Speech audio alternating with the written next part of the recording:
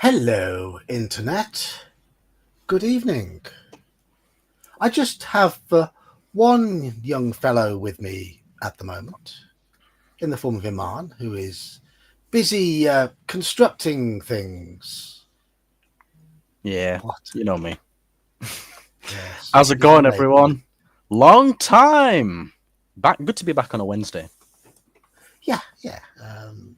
I would say it's not going to be every Wednesday, but people are nagging me. People are nagging me to do You're the the Wednesday glue that evening. holds the community together, John. To quote Bear, yes, he does keep saying that. He does. I am a Pritt stick. What was that? Prick stick? No. In America, do you get Pritt stick? It's a stick glue that we get over here. But hello, chat. Hello, Halakar. Hello, Robert. Hello, Daryl. Hello, RPG Dad. Hello, Mr. Baker. Hello, Daniel. Good to see some regulars. Yeah, if anyone, 11 people dived in, or down to 9 already. We've really scared people off. Hello, Mike. If anyone does want to pop in and join us tonight, the link is in the Discord, in the usual sort of spot. Hello, Billy. Wow, people are Peeps, filtering peeps, in. Hi. So yes, people are filtering in. The link is in the Discord for anyone who does want to come in, pop in for a chat. We've done quite a lot of gaming, haven't we, the last few weeks, Iman? You've been We can say running. that again. Hello, Bishop. You've been running games for some new people, which is nice. Yes, yeah. Had some new. They would have been victims, but they survived. They survived. Yes. Oh, yes, Halakha. Yes, Daniel. Iman does indeed have a new lady friend. No, and don't tell him. No. He is looking for Daniel related advice. I don't need advice from Dan, apart from wedding cake. He needs a good supplier of wedding cake, Dan. But yes, we have some news, don't we, Iman? We have some news. Yeah. You want me to announce it again for the people that weren't there on Friday? Well, it's completely up to you. I mean, I'm just proud because you met through my Discord server. Yeah, so does that mean you have a stake of ownership in the relationship? No, fuck off. No, it doesn't. I don't want a stake of ownership in a relationship. That's just creepy. Thank you. I'm glad you agree.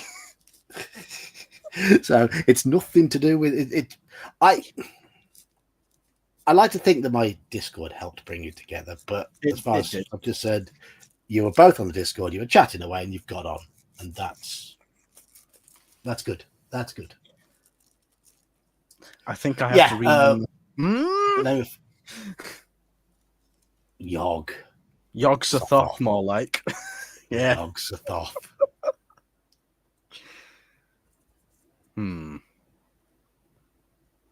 I don't know. You might get a middle name in there somewhere. Who knows? We'll discuss. We are jumping ahead of ourselves a little bit. Yeah. No. It's not been long, has it? It's not been long. Yeah. No. But she makes me happy, and hopefully I make her happy. So. And that's what we like to hear. So that's what's been happening with us. And you even ran a game for her. And her two friends, yeah. And her two friends, and didn't scare them off. Well, no. So they survived, but considering two of them are very new to role-playing and have never played Call of Cthulhu before, they did phenomenally for their first session. And they even said, in the mid-session break, when they came back, one of the players was like, I have no fucking idea what's going on, but I love it. And I knew I had them. Yeah. And you've experienced the joys of running a game for new people, and quite how refreshing it is when you've got people who don't think of the mechanics when they're playing. There's a lot of interesting nuances when it comes to different players and different play styles, because it's kind of okay, so the scenario is obviously the same, but the way that things progress is different. The clues that they look for, the questions that they ask, the hints they pick up on, everything is different, and it's kind of like an alternate cut of the same movie, kind of. Oi, oi, oi, what's all this then? All right, bear. Oi, Oi, oi, what's all this then? what's all this then? Hey, be nice, play well with others. We are playing well. I never did, Imam was mate. just talking. Imam was just talking about running games for new players and the joy of having a completely virgin group who've never played a game before, playing a scenario with a whole new mindset. Well, do you want to know how new the mindset was, John? One of the players, Sophie, decided to seduce Jake, Who is the a most racist, homophobic, drunk pig farmer. Misogynistic. I missed that. Yeah, he's a horrible, horrible piece of work. He is a horrible. Yes. What game are you running? Oh, that was Call of Cthulhu. Oh, thanks, RPG Dad. Yeah, it's been a few months now, I think. I've only run that one game 3 times, but still better than 0. Daniel says for Bear, that's every week. Is that Daniel? Is that because you forget the rules and you forget the game? You forget what's happened. Hello, Sven Volker. How are you?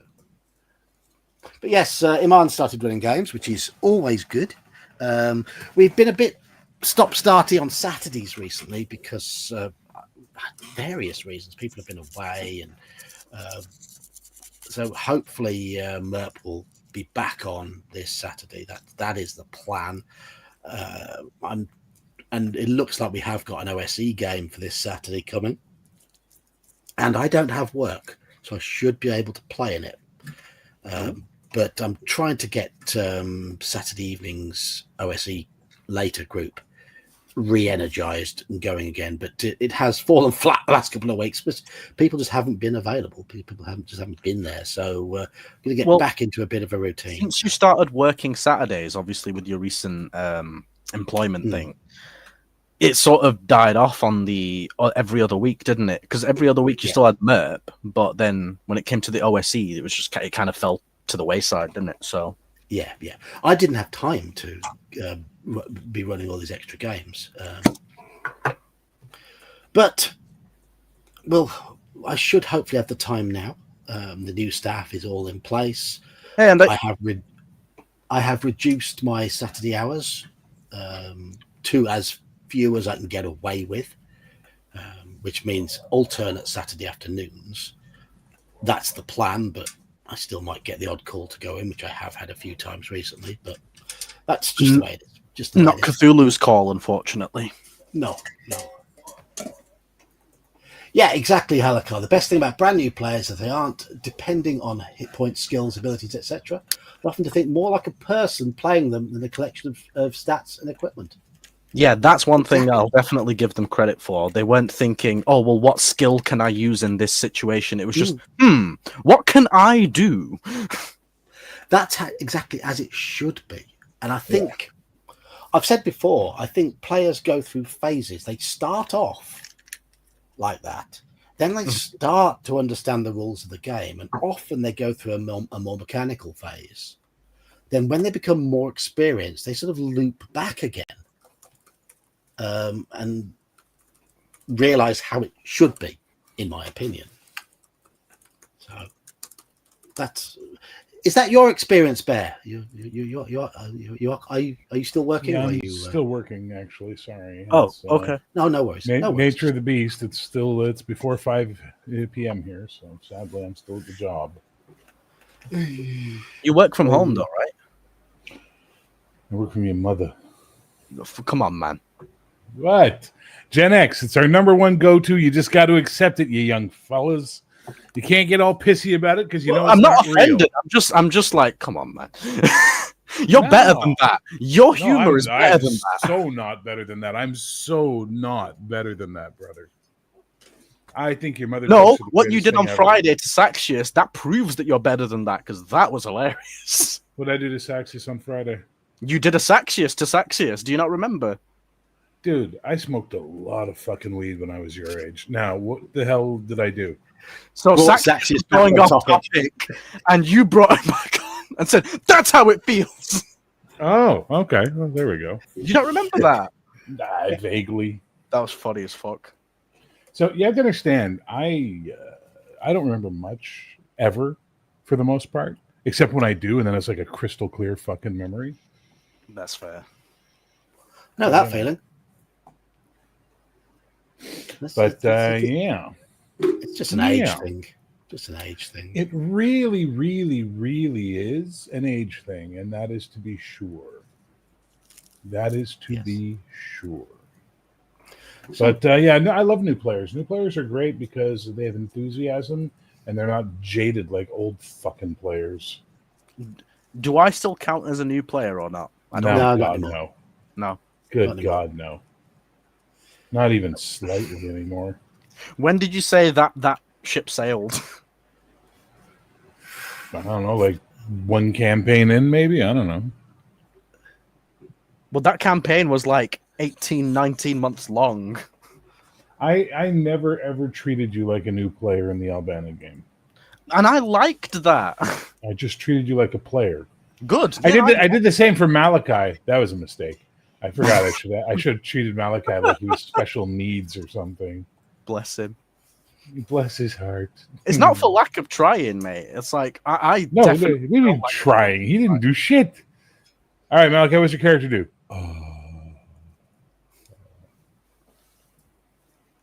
I don't know. Maybe I took to the role playing better or faster or whatever it might have been. Because definitely in the first few sessions, I felt really out of place. But I was trying. But then I found my place, and I was like, "Yep, this is my character. This is his." It does sometimes take a little bit of time to bed in with the new group. You hadn't played with us as players before, apart from Andrew. It wasn't the new group. I don't mind the players involved. It was the system that I was unfamiliar with, and that sort of threw me out. But then we changed to Cthulhu Dark Ages after a while, and everything was hunky dory. Yeah, the experiment with Palladium Fantasy was nice, but let's not take the joke to hell. It was not as good as it could have been, sadly. And that's nothing against anybody or the game. It just wasn't the right fit for what we were trying to do. Well, it was worth trying at least. At least it's a shame. It's a shame the campaign had to die, but the campaign had to die. It got a good run. We did. It's not like we didn't give it a go, you know. Who the hell's Sir Daniel DeLuger? Is that Daniel Kearney? Yeah. Listen, you fucking boomer. You better be on your game tonight. I don't need any advice, thanks, Dan. Don't listen to them. What's going on? What? Huh? What? Wow, you really He's on about relationship advice. No, bless you. Relationship advice. Oh. You want to give Daniel some role-playing advice on how he can be better in the heroic game tonight? Remember to call karma every single time. Now be careful, because the next question is going to be, what is karma? I don't have any. I don't know what karma is. Wait, how do you not have karma? Have you not been doing heroic things? Daniel do heroic things. I get spanked every time I swear. And you know my mother karma every time you swear. Heroes don't swear, so I'm losing karma left and right. I like that. I like that. And you're allowing this, Bear? What? him to just swear in your heroic game. No, he loses 25 karma every time he does it. That's why I'm out of karma. What's the penalty? Have you read the fucking rules like you? What's the penalty if you don't have any karma and you do something that Welcome to negative karma. Yep. And then when you get to about negative 500 karma, welcome to villainhood. Oh, shit. Okay. Well, I never got to zero, so... Well, see, you can use your karma to modify your rolls. So eventually, I'll be getting negatives on my roll. So... And you'll be the worst superhero. I got to go find some mobsters to beat up tonight. Can you get a result worse than a 0-1 blue? No, how could you? No, I was just thinking, right, so everything would just default to negative karma to bring it down to 0-1. What? No? What? So if you What? have negative 500 karma, would that affect your roll to the point where... No, why would it affect your roll? Okay. But... Sorry, You I'm don't have to confused. use karma on a roll. Smoking so much weed. I haven't even started. No, I'm just confuzzled because I never got to 0 karma, so I don't know what negative Residual. karma is So like. this brings us beautifully onto the topic of the stream tonight. And I just dreamt it up on the fly about an hour ago. Learning new rules, which seems like it's something that is flying by a couple of you. Iman, when you have a new game, when you have a new rule set, Yes. how do you like to go about learning new rules? That's a good question. I think if someone explains the rule and then it gives like an example of how it works, just so I can sort of work my way around it in my head, that helps me. So you like to see examples. Okay. Bear, What? when you get a new game, Yeah. do you have any methods for learning new rules other than just reading them? Not really. I just play and then see how that goes. But how do you start to play from a completely blank slate? Well, usually I'm going to ask someone who knows the game because it's rare that I buy a game without someone having recommended it to me. Well, that's So I say, hey, can you show me explain this to me, please? You know? yes. And then I go from there. And Daniel, do you ever get a new game, just dive headlong into a rule book? I normally try to read the book. Hey, Manfred. I get a hard copy, read through it, and then figure the first section is everybody figuring it out. But unfortunately, I don't have the tabletop, so I'm playing online with you guys. And I either have to sit at my computer and read it because to print them out would be expensive because all the ink. Yeah. So then I end up just frustrating you guys until I learn the system. I'm not even touching that. Yeah, because I don't learn the system. When I was younger, when I was in my teens, I would sit down with a new game, with a rule book, and read it voraciously. I wouldn't read it in any particular order. I'd often start with character creation and then just branch out to anything that took my fancy in the book. I've never ever learnt the game logically. But now I will admit now, I hate reading rule books. I don't like reading rule books. I find them dull. And flicking through looking for rules I find frustrating. So like Bear, I like to try and find somebody who's already played it, commonly on the YouTubes. And either watch... you don't mean just on the server, you mean in general. In general, and watch a game being played, or if I go to a convention and there's a game I'm thinking of getting, I will try and seek out a game of it and join in. And sort of see how it works. And yes. So I get an idea of the basics, because I am appalling at digesting information from a page and retaining it. Absolutely right. Appalling. And that's in every single field. But if you were to read and then rewrite it in your own way, would you remember it then? Yes. If I was to read and rewrite, but I can't be asked to do that. Because that's what I did. I took the scenario and I was like, right, don't need that. That should be there. Put put it all together, and then now I don't even need to look at that document. I know everything because I've fucking sorted it all out. But you've also run it 3 times now as well. So Well, it was that for has the helped. 3rd time. The only thing I had to refer to was the character sheets. I knew everything else. Yeah. Oh, we have a man. Oh. We have. Hey, Brian. We have a Brian who is currently known as Specific Nut, and we have a Skag Dad. How are you, fellas? Scaglione. How's it going? So I am shockingly bad at learning new games. Really, really bad.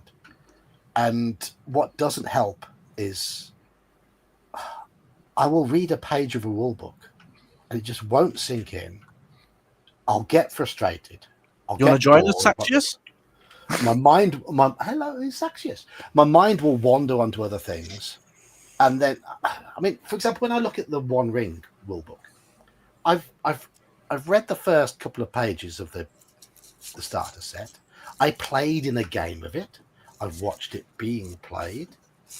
I open up the rule book and I find myself just looking at lists of the weapons and the equipment, finding that interesting because I'm a weapons nerd. And then I look at the pictures. Especially medieval weapons, am I right? Yeah, then I look at the nice pictures and think, oh, that's pretty. And I'm distracted. So, yeah. Playing a game is the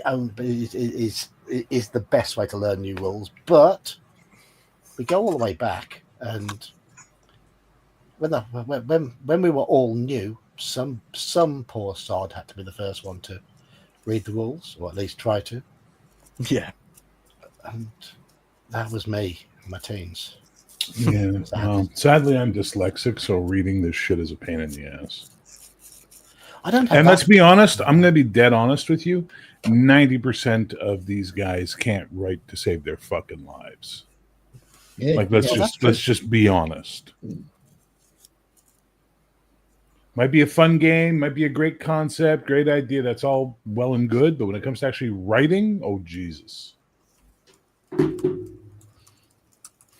Yeah, it is. Yeah. And there is a fine line between writing like a series of mechanical instructions and writing with enough flavor to keep it interesting, but keep it serviceable. You've got to, I think, ideally a rule book should have a minimum, they should attempt to use the minimum number of words to write things clearly. And I love the idea of having examples of play in there because they provide a bit of flavor, a bit of interest. I lost count the number of times I read through the examples of play in the old AD&D books. I used to sit and wonder why they never matched the rules as written. Didn't realize that that's just the way it was. I've been there thinking, why aren't they doing initiative like it says there? But what? Because fuck you, that's why. Yeah, exactly. I like the examples of play they have in the Call of Cthulhu Keeper's Handbook. Yeah, I do. Because it has like examples for like major wound, minor wound, unconscious, dying, hard success, critical success, all that kind of stuff. Yes, examples of play are always good.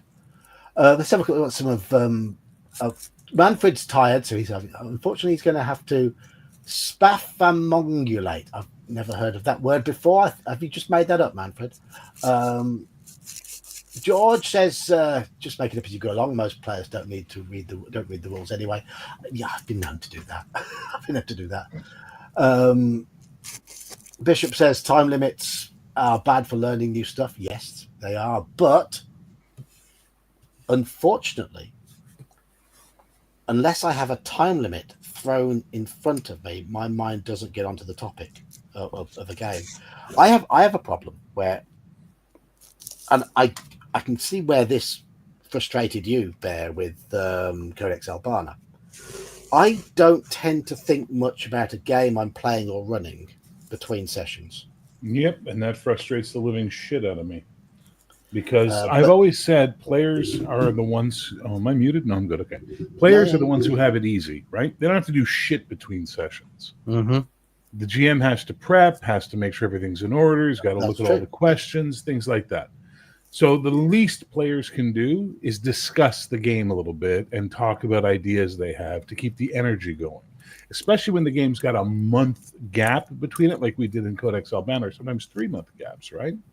I get we're all busy. You know what? We all have busy lives. But we're not so fucking busy we can't say, hey, guys, what do you think about this? And then come back to it 4 days later.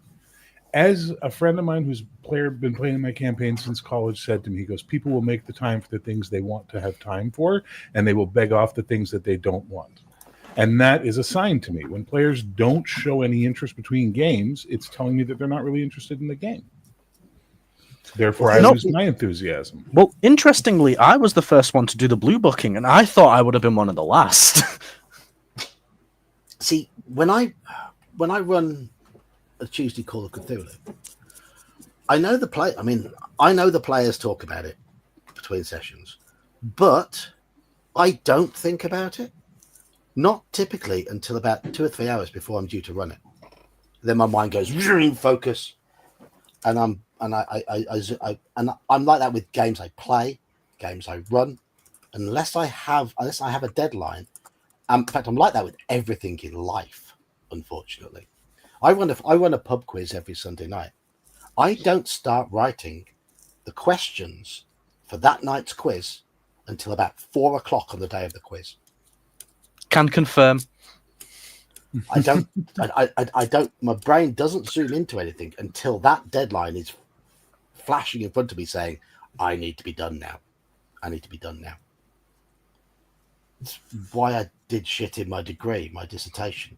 I didn't start it until about 3 days before it had to be handed in, and I churned out 40,000 words in 3 days. Fucking hell, you're a machine.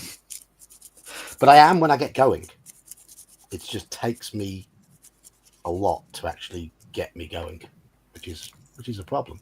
I know it's a problem. It's been a problem. Master procrastinator. Yeah. Me too. But once my focus kicks in, I can do it. But yeah, it's a wandering mind. It's only wandered more as I've got older. Oh, yours wanders and I wonder. What the fuck?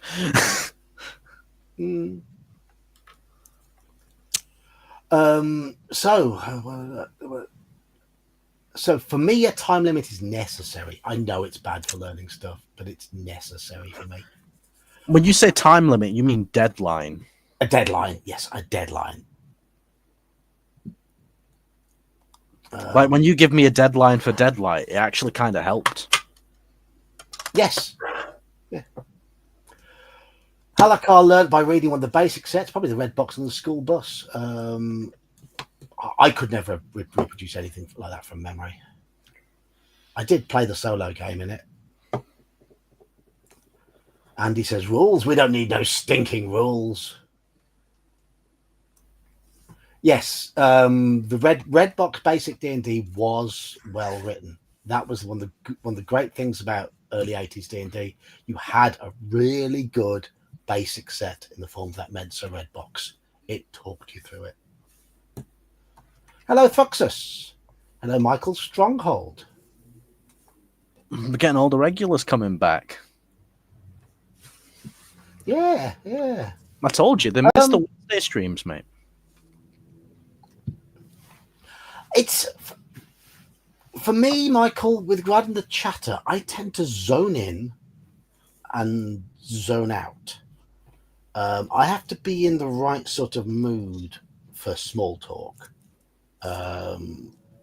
And we will often sit and chatter after a game of Call of Cthulhu on a Tuesday. And for 15 to 20 minutes afterwards, it's almost always talking about the game. But then it spreads off. It spreads off. And I have to, my mind has to, if I'm starting to get tired, then some of the small talk starts to just sort of drift over me. And I know that's time to go to bed. It's time to go to bed then. Mate, it drifts over me whenever Ann and Mike start talking about something artsy. I'm like, that is not my field. The conversations do tend to be about the game as much as more than anything. And there's always plenty of theory crafting going on in the WhatsApp group that we have. Yes. Hello, Minodrek. Minodrek. Minodrek, I believe. Minodrek? Whatever. I remember the name, and I'm sure that's what we agreed on, but I don't remember now. Saksha says he reads the books, listens to podcasts, listen to live plays, read the books some more, find online examples, discuss with players, have group meetings. Yeah, I get that with you, Saksha. You are the direct opposite of me when it comes to games. Well, he is the regional accounts director after all. In fact, he's lurking behind the screen, behind there. I know. There I'm he is. trying to get your attention. Thank you. There he is. You're still called Not Daniel. Well, that's your work. Well, I'm back. He is still not Daniel. We were What the messing. fuck is going on? Say hello to Saxius. Yeah, hi Sax. What's up, man? Yeah, no, I think it was. Yeah, well, leave that be. Hey, John. Looks like the band's back together, eh? I'm going to change Sax's name back to normal for him. There we are. Well, no, like when it Oh. comes to preparing for a new system, I mean, I've said it before. I'm going to say it again. You got to read the book. You got to sit down and do that. And that's what I do. Read the book. I find that most games have got plays or let live plays. So I will put that on. I will listen to that when I drive to work, when I've got lunch breaks, anything of that form. I've got certain players like myself. I'll sit down and have conversations with them about, what we're finding in the game, how we're finding character creations, how does combat work, how does this work, if there's special mechanics like magic, psionics, or the like, how does that work out, how does that factor in, and we go from there. And then I'll just take NPCs and just do okay, let's do a pitched battle, let's do one of these guys, let's play it out, let's see how that goes. Let's actually take it through the mechanics, because then you learn by doing. I also tell my group straight up, if it's a system I haven't run before, I'm going to tell them, I don't know the system, we're learning this together, you're going to have to deal. And I'm very, this is it. I might not understand it fully, but I expect that they're going to be pulling their weight. If they want it to be done correctly, then they need to be a part of monitoring the rules, which is good. I think back to the 80s where we would, when we were younger, myself and my friends, we would go through books together. We'd try and dive into a game with none of us really knowing anything about it, and then learn it together. But we had the time on our hands.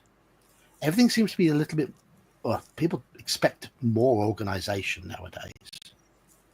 It's nice to expect things. Well, this is maybe where I just come in with a hammer and go, here is what I do. If your expectations are that I have got Critical Role or something of high esoteric level, you are sitting at the wrong table, and I would rather you get out now. Because if this is new for me, or if I'm rusty at this, then there is going to be things that we are going to be learning together. I'm going to be having certain interpretations of things that we're going to get over together. I agree with you. And then that is how I come in about it. And then that's just the way you take it. And then the beatings begin. Exactly. Beatings will continue until morale improves. Understood. Yeah. So that's when it comes to new rules. I'm very much of a you gotta repetition, because then it's literally it becomes no different than how look at you, John.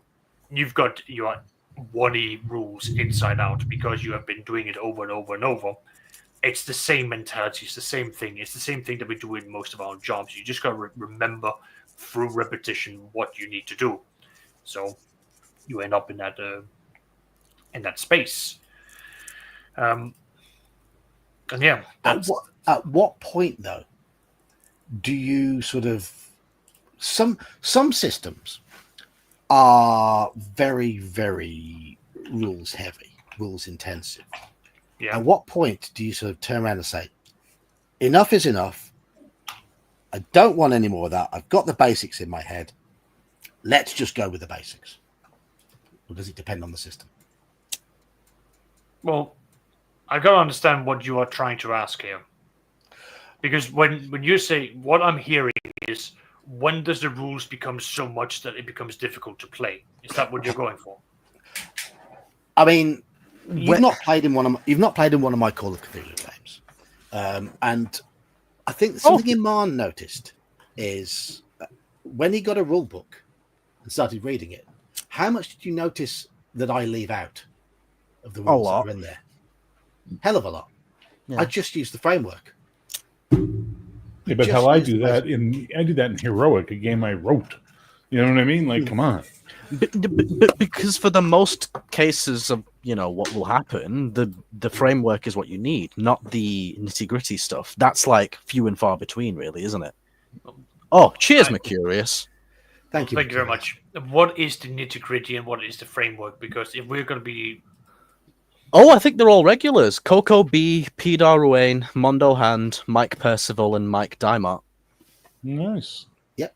Good. Excellent. Thank you, Mercurius. You are... So for Call of Cthulhu, for example, it's just a D100 for everything, pretty much. The only thing that isn't is like when you get an advantage or a penalty die, or when you're rolling for damage. That's about it. But you don't really need to know that until you get to that, because a lot of the time you won't be in combat. So I might have the different philosophy. Like, I still need my players to know the rules.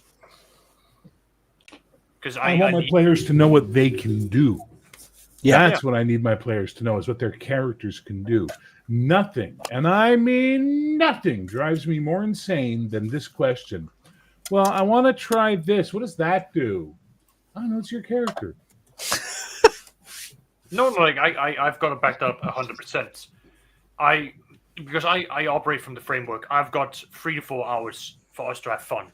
If you're dragging it down by you being unprepared and not having read the book that was shared with everyone, and obtuse, absolutely obtuse, then it's a moment where I will fall down the DM screen and go, that's a you problem.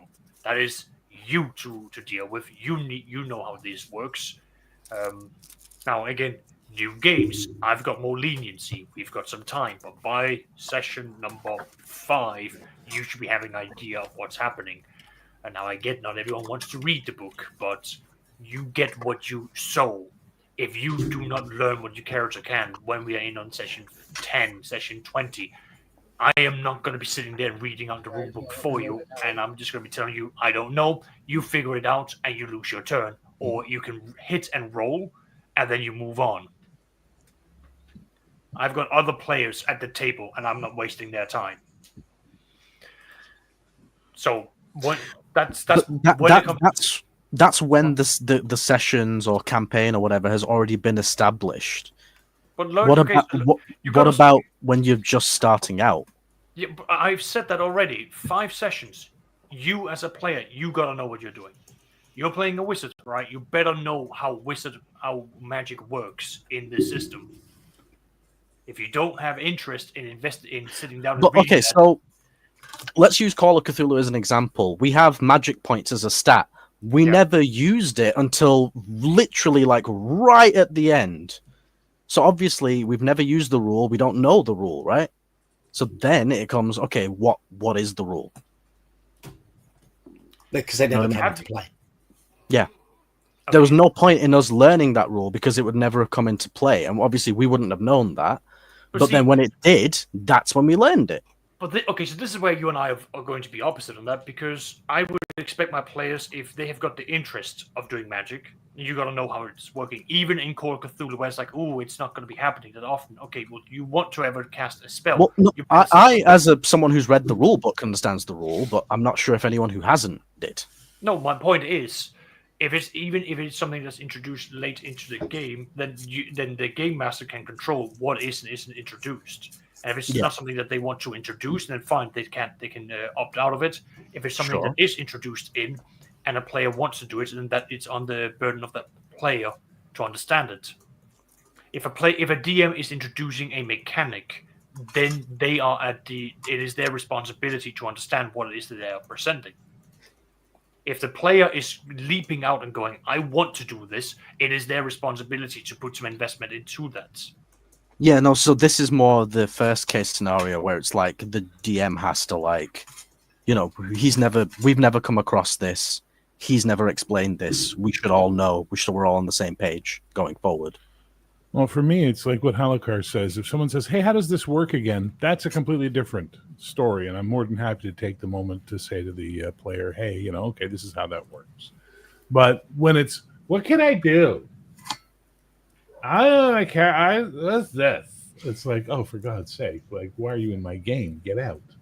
I turn into Saxius. I get mean. Yep. The thing is, I mean, regarding the magic in Call of Cthulhu, I wouldn't have expected any of you to really know about it.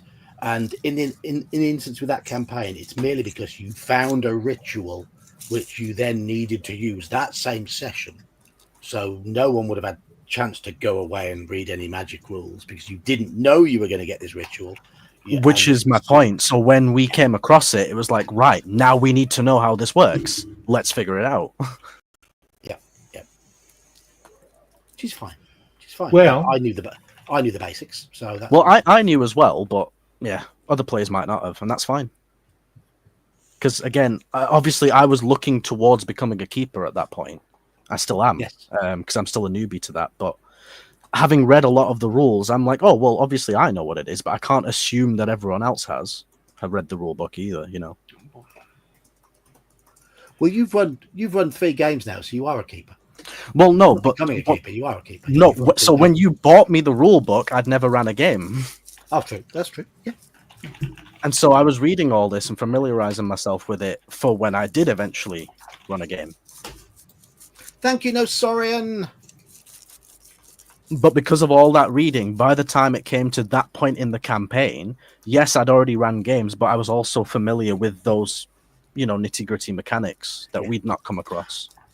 But the mere fact that you'd been playing in a game and you picked up the rules helped with your ability to understand what was in the book. Yeah. And there is no substitute for experience. That has to be said. No. Correct. So, let's go going through chat. Minor there were arguments as to how Minotaur is pronounced. So it's Minotaur because the place is called Minos. It's not Minos, it's Minos. Therefore, it's Minotaur. And in Western non-accented nonsense bullshit British stuff, it would be Minotaur because we don't say mean. It's not a long I. It's Minos. Ask a Greek person. Reach out and ask a Greek person in your life if the island's called Minos or Minos. You didn't miss the Saxis? You didn't miss John and I arguing over pronunciation of non-English words the in thing English? is, I am agreeing so much with you, and I want to go at John, but it's not the time or place.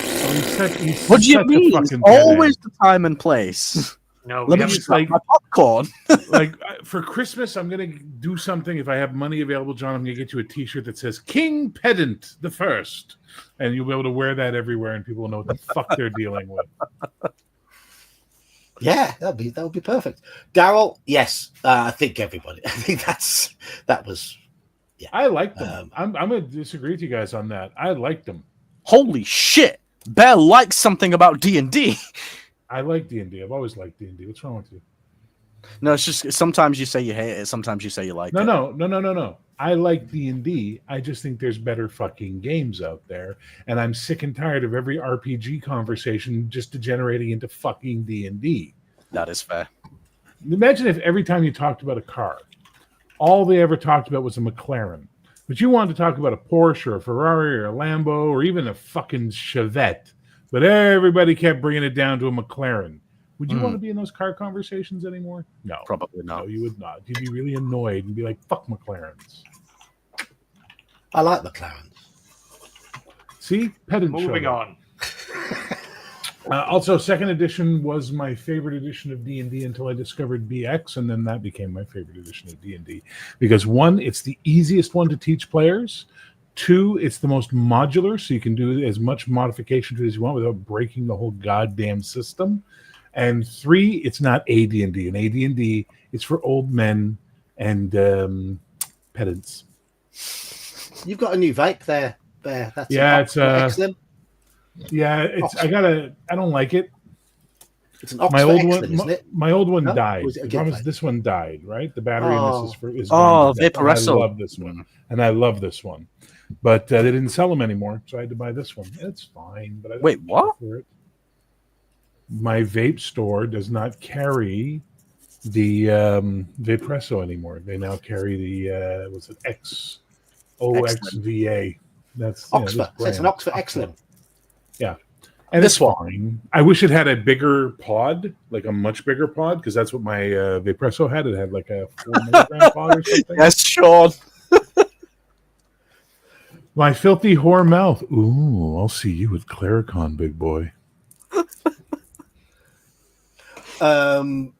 Minodrek says he doesn't like character powers and feats because of that simplicity thing. I'm sorry, don't you mean Minodrek, John? Minodrek. I say Minodrek.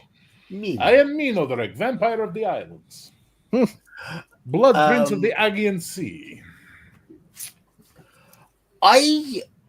When I get a new game and when I run a new game, I will try to run the base mechanics as written.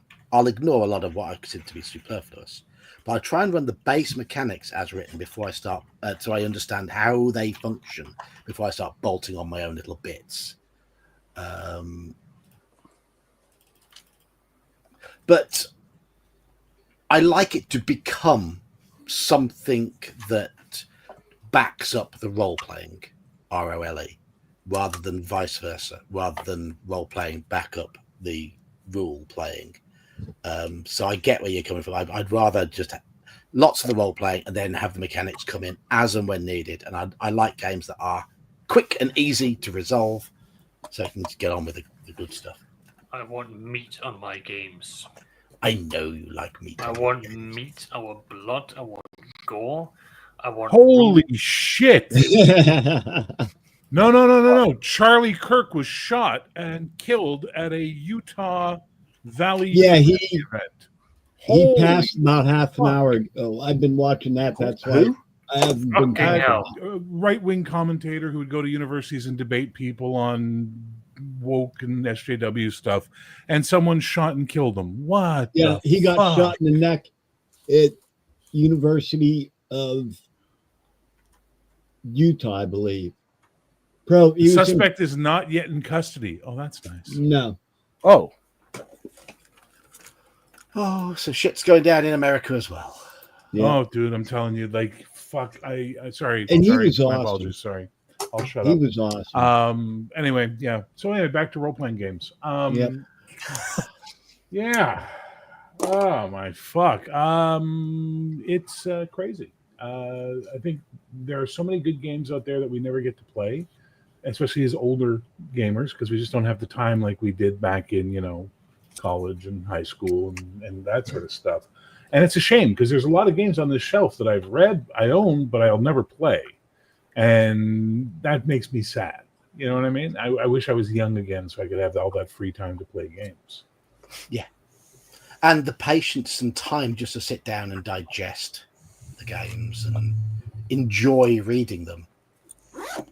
Because I so much want to play, and I almost resent the preparation in between games because I'd rather be playing.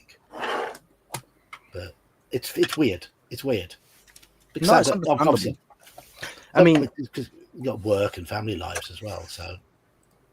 So I was saying to the group that I ran Deadlight for that interestingly, I've never actually played Deadlight, so I don't know what the horror's like from the other side. I've only been the one presenting it. Mm-hmm. Isn't it that time very you ran a different adventure?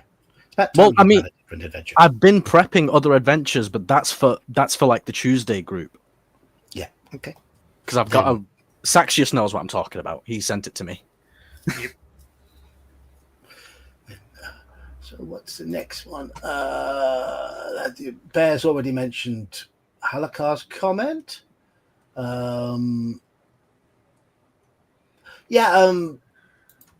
If you, I think it is important to run base mechanics by the book to start with, so that you understand what they're getting at. Because quite often you have to run a rule to realize, hang on, that works, or alternatively, that doesn't work. I'd like to change it. Well, yeah, you've got to understand. You got to understand what the intent of the rules are in order for you to start making tweaks or adjustments. Or you got to know your group well enough to know what it is that they are desiring when you are making amendments to the game. Oh, yeah. I mean, Halakar.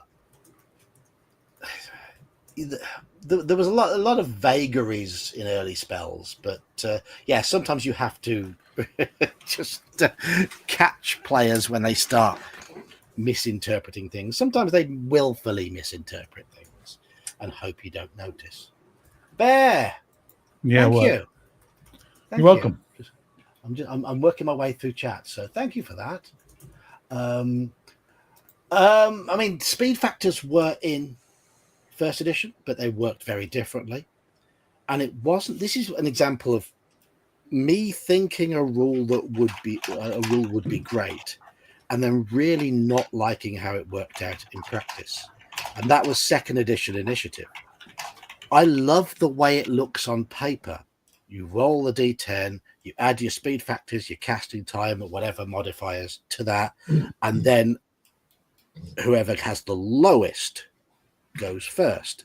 And it's not done as a group. It's done.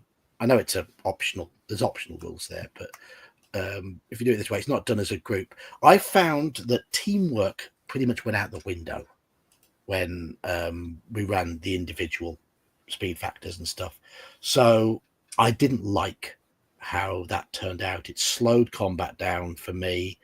It made things that feel a little disjointed, and I much prefer the simple D6 of basic D&D and the phases of missiles, spellcasting, melee, missiles, melee, movement, spellcasting, whatever order it's in. I can get to gel in my head.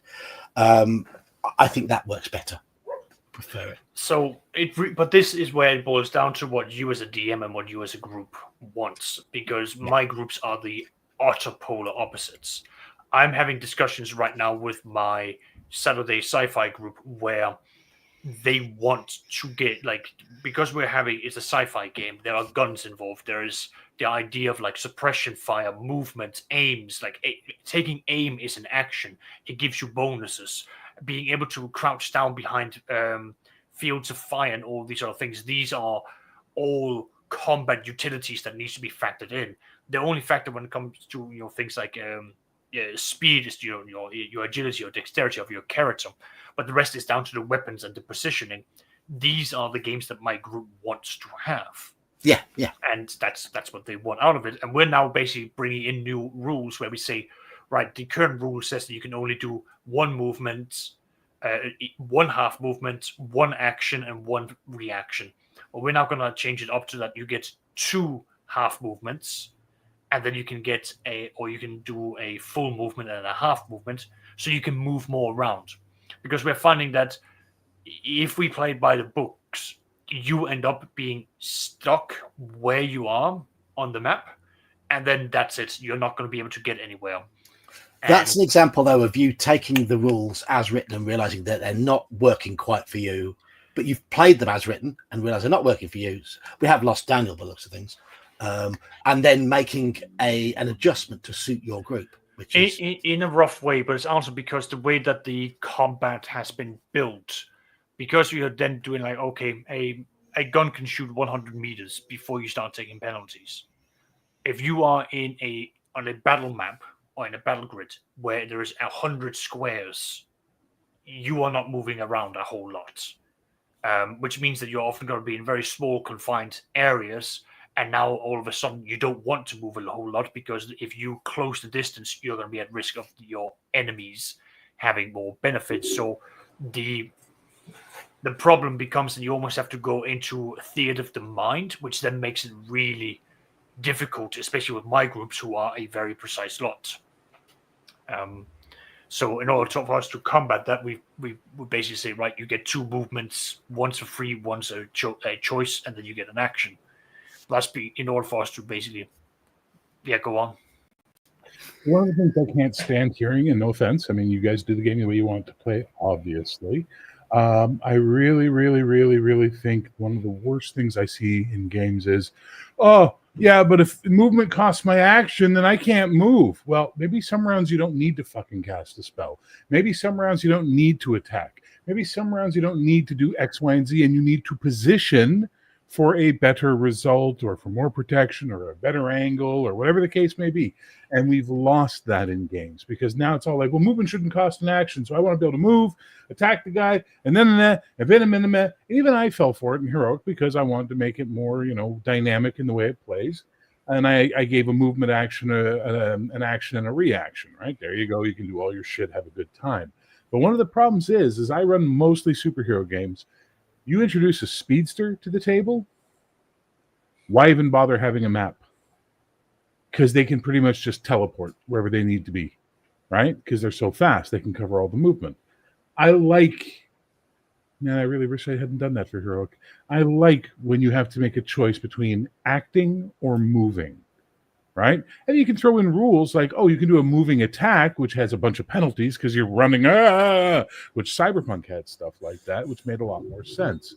But I'm just so tired of players wanting to be able to do everything on their fucking turn because they don't think anymore. They just throw. It's like it goes all the way to 11 every fucking round, and it's just like, yeah, that's why your monster gets tanked in 4 turns or 3 turns because they're just fucking acting like they're in an anime where the guy just opened up all the cannons and every fucking round does Nova Blast.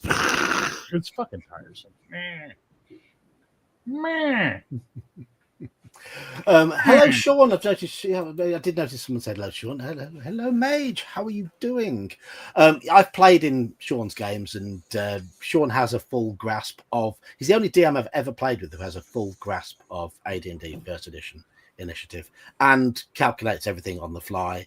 And even though his brain, as you can see by his recent videos, even though his brain is starting to forget little snippets here and there, it does still runs very smoothly at his table. Shots fired. Wow. He's old like us. He's old like me and you, Bear. Wow. Don't throw me into your fucking geriatric bus.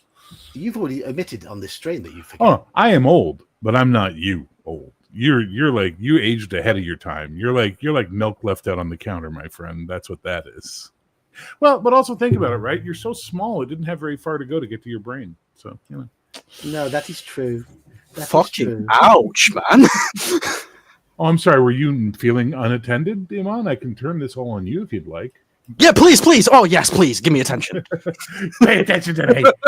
Isn't there a picture of us from Clericon where I'm sat between you and Sean, Bear? And is there? It's so noticeable that you two are both very tall, and it's like, oh, this big drop in the middle.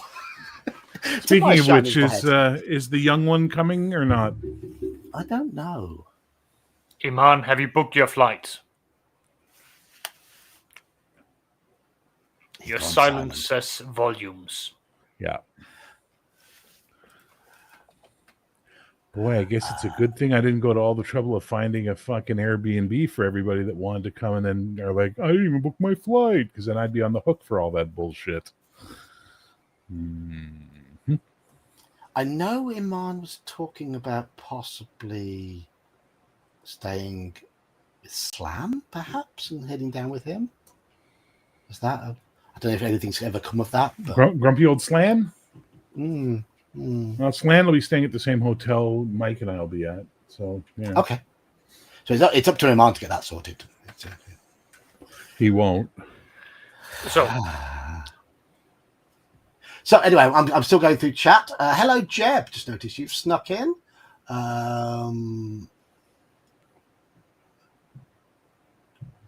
They're talking about DCC. I've never run DCC. No interest. no.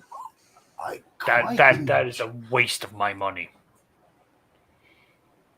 I quite enjoyed playing DCC.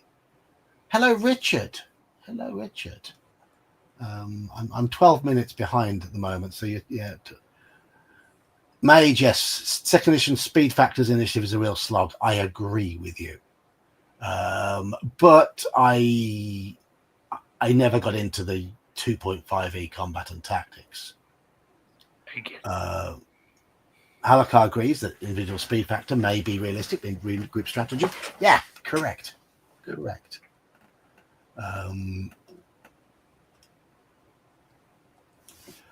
Bishop says he's confused about the difference between rules and choices. Written mechanics determine. The idea of a role-playing game is you are meant to pretty much be able to attempt to do whatever comes into your mind within the framework of the world. So if you're playing a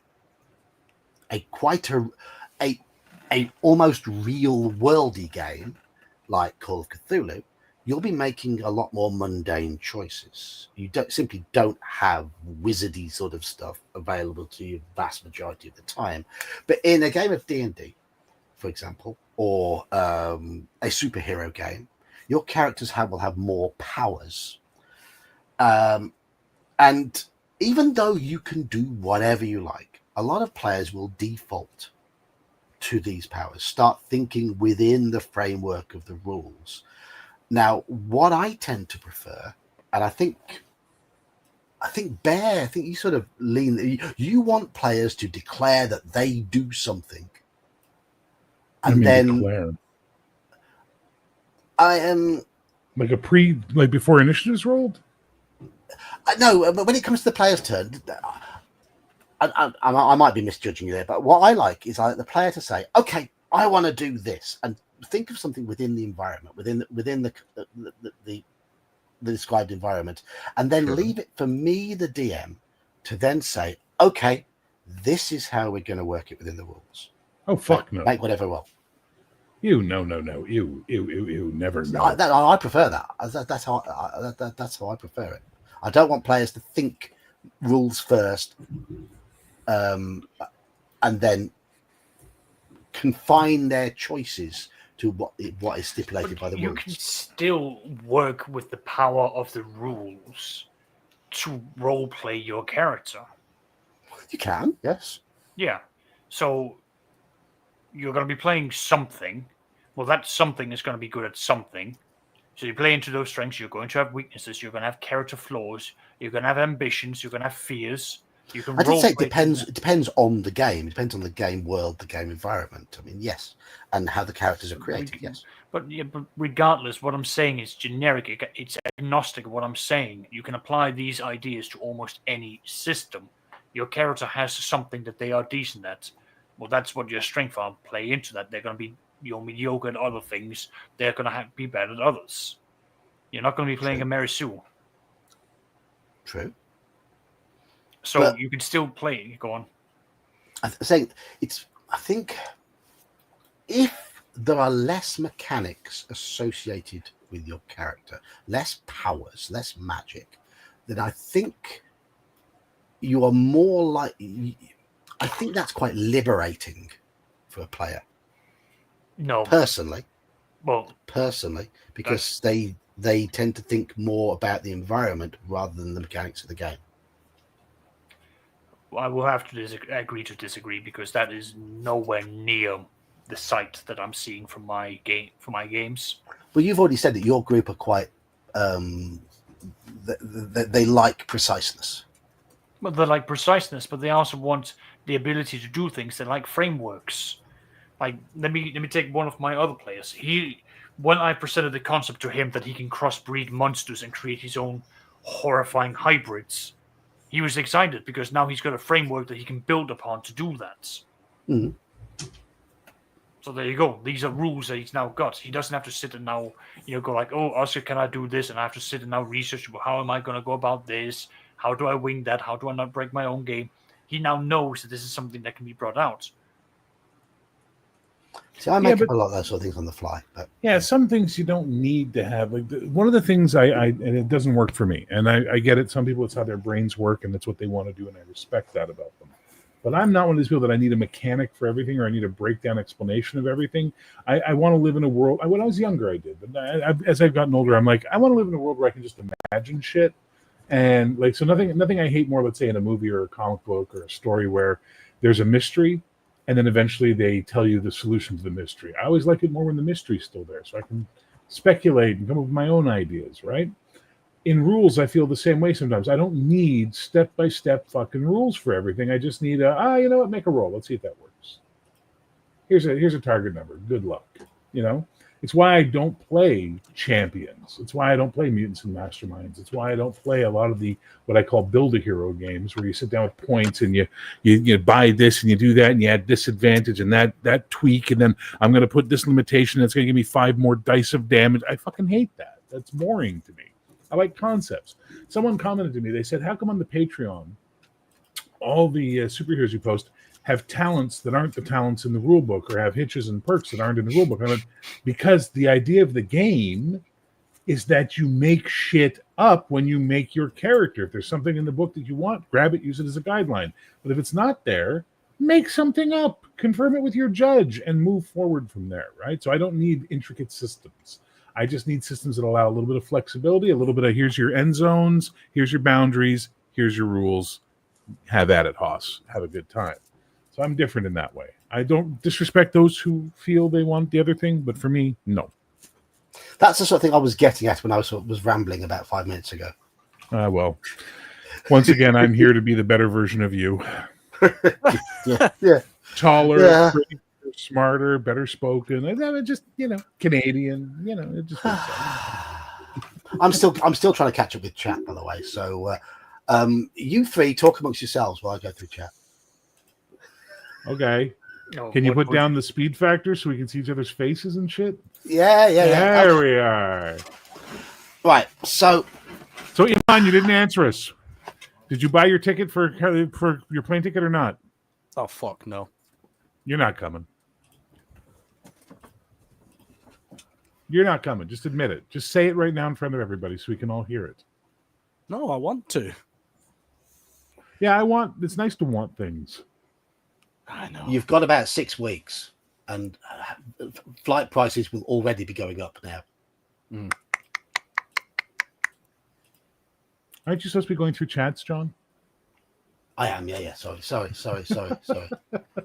Saxius, I got your back. High five. Thank you. High five.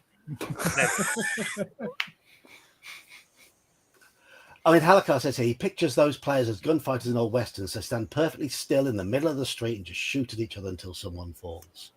Yeah, but Yeah, well, I'm that's very not much smart. like something to be moving around. Again, that's my group. They're very much like, I do this, I move that, I move that. The idea of being stuck somewhere isn't something that appeals to them. They like to be moving, and yeah. Coco's been summoned by Mercurius. Yes. Mercurius was generous as always. Mage is admitting he is an old drooling fool, but at least he understands AD&D. Yes, he does. He does understand AD&D. There was a picture. Halakar reckons Sunday night we all need to swing down to Michigan. Yeah, that How ain't fucking far is... happening. That's not happening. I'm not setting foot in your fucking country right now. No offense, Halakar. Your country's a fucking crazy place. Canadians are like, we'll stay away, thanks. And you're noticing. We hear about it all the time on the news. I mean, I wouldn't know whether I'd be able to get across the border, though, without... With that, well, you're allowed... So the U.S. and England have a no visa policy, right? So Okay, you can go do with they? your passport. So you're allowed to do Oh. that. But they're gonna fucking give you a lot of shit for coming in from Canada. Okay, I don't know any of this. So, swinging down to Michigan is only a 4-hour drive one way. Yeah, well, that's no. Now, why don't you swing on up to Ontario, sir? That's 5 or 6 hours, isn't it? Well, if it's the same drive to go to him at 4 hours, it'll be the same drive to come to us. That's what I'm thinking. Yeah. What happens in the UK? Do you have like different roads going different directions? Yes. This one, if we want to go north, but if we want to go south, we got to take this one instead. You know. But 2 hours is a long way. If I sent you a fucking video of where the sat nav took me over the weekend, you'd be like, "Where the fuck is that?" Your country's not that big. It's not that big. It's 10 minutes really- away from my house, and I've never seen this place. I think. It's like the I think most that- bendy, remote country road you could imagine. Yep. Let's not go there. Let's not. Mage is banging on about 2.5e. Let's not No, go that's- there either. No, No. So, at what point?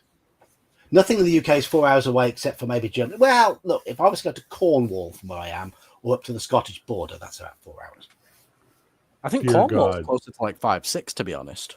So For you you. drive 4 or 5 hours in any Oh, given that's direction in the the point. UK, and you're either in the water or another nation. Wow, Cornwall's not a nation. They it's want to. practical. Listen, Cornwall and Wales are practically their own nations at this point in time, and they should be. Wales is its own country. Is it its own country? Does it have a parliament? it has a It has its own. parliament. It has a Oh, parliament, nice. Good for Wales. yes. Cornwall doesn't. They should immediately separate from the UK No, they and shouldn't. become their own EU member. No, they shouldn't. And they meanwhile, became- Scotland should as well, and Ireland should reunite. There we go. No. Yes. No. And the Manx should have their own nation while we're at it. And you know what? The Yeah, Isle of yeah, Wight yeah. feels like Yeah. You know, the that's- Isle of Wight feels like it's its own place too. So maybe I- they should do I it. think we need to get a bunch of people who does not understand geography or geopolitics to just go and draw lines across the UK. And I see think how- that would be a really good idea if they just because they didn't want to be there and they had to get the fuck out and go back to wherever they're from really quickly. Yeah. And ironically, we'll have someone from India do it. And that'll Yes. really drive the point home for the British. Maybe an Indian and a Jordanian could team up to do that for you guys. and I will. and move Stonehenge to the National Historical Museum in another country. I think that's a good choice too. I agree with cutting off London. London should be lanced like a boil. It will just be like Singapore, its own independent state. Good, let it be. And just watch the rest of the country lose all of its finances. Yeah, watch as the rest of the country is broke suddenly. What do you mean suddenly? It's already Fair is point. broke. It's been going that way for a long time. Fair point. That's okay. We decided to make the guy that helped run your country into the ground our prime minister over here, so we did well. Either way, what were you going on about, John? What was the next I was going to say, okay, modifying games then. Okay, modifying games. Yes. So I tend to strip things out that I don't want. That is most commonly what I try and do. And it's well known for everyone on here that I hacked and hacked and hacked at 5th edition in an effort to try and make it work. I tried to give it every chance in the world. And eventually I just went, no more. No more. This game is just not designed to play the type of D&D that I enjoy. How much have you lot butchered games, and at what point would you give up and play something else? Well, you need to know the rules before you can change the rules. Correct.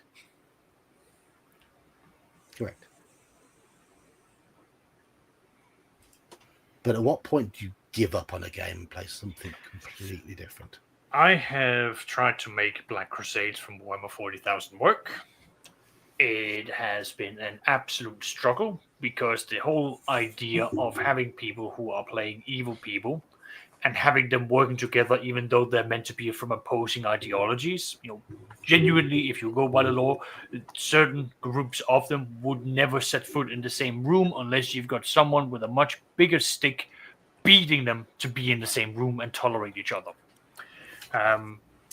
I've tried to make use of both the system of how all the players enter a contract. They can't do this, they can't do that, but there's still leniency for them to screw each other over.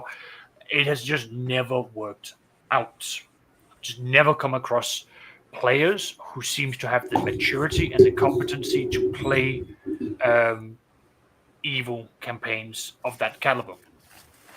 So that one I threw in the towel and simply went, I don't care anymore. This is not worth the grief and aggravation that I'm getting from this.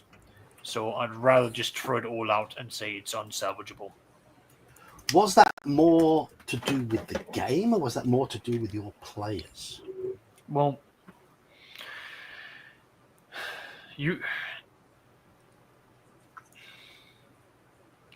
was the game unrealistic in its expectations? Well, it's encouraging the players from the very system to be basically poking and prodding at one another. And that's always for me and the groups that I run with, that's always been a difficult thing because I just find that when I do that and present that to players within my pool, that's just not something that they seem to be able to handle. And no matter what kind of rules that I enforce or that I take out or that I try to move around, it just does not work. So that's been a pain point for me. But that's, again, potentially just because of the pool of players that I've got. See, everything you're saying about this game, I'm thinking that sounds delicious. Cool. I'm never running it. No, like, as in, like, I'm not running it. Like, I'm tired of doing it. Like, I've run it 3 times. I've lost friends because of this game, so I don't want to. They're that bad? Yeah, it's that bad. Outside of that, I mean, I can go and I can pick up my Lion and Dragon game, and I can go through why I just found it to be lackluster, why I found that I had to literally inject it with more stuff, or I can pick up Basic Fantasy and say, look at this piece of shit. I don't like the fact that it's a bare bones thing. I don't like that I am being given effectively bones without even the marrow for me to suck on. The few times I've played in Basic Fantasy, it has just evolved into 2nd edition AD&D, which I like much more, so I prefer that. So I often find that it's I go away and I don't touch games that does not meet my criteria of having meat on their bones if it does not have something that I can bite into. You really want something to sink your teeth into and get into the... Yeah. Let me take a game that I modified via DLC or expansions. Pendragon. At its core, you are meant to go through and be heroic. You're meant to be playing, not heroic, but you're meant to be playing through the Arthurian legends. You are meant to be playing as knights of the King Arthur period, the Uther Pendragon era, all the way through up until the fall of Camelot.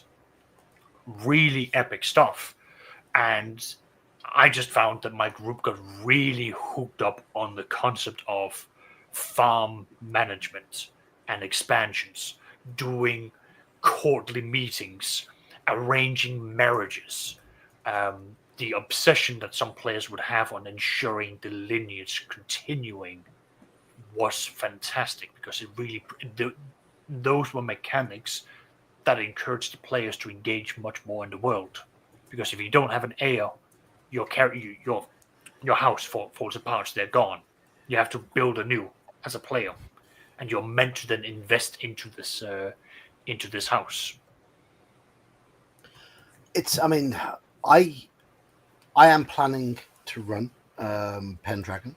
It's on hold because I would really like to run it on a Wednesday in this slot.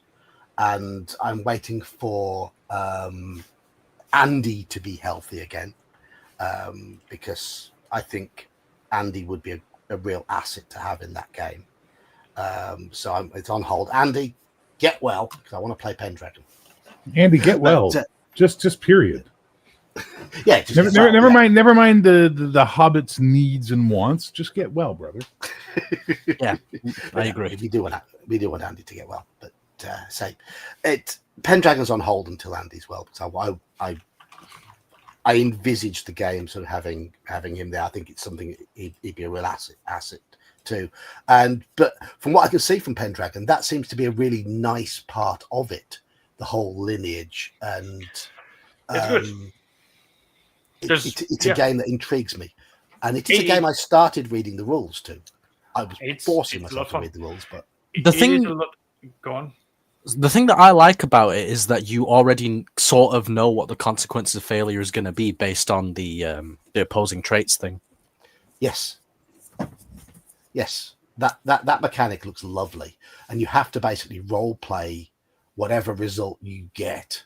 Yeah, the dice dictate how your role play goes, and there is always that sense of things might not turn out exactly how you want with this character in terms of how they deal with situations, but I think that's quite juicy. I think that will help with character development. That will make send out. Just remember, whenever you get a critical fail, just strip down and run into the woods. I've had a number of characters do that in my games.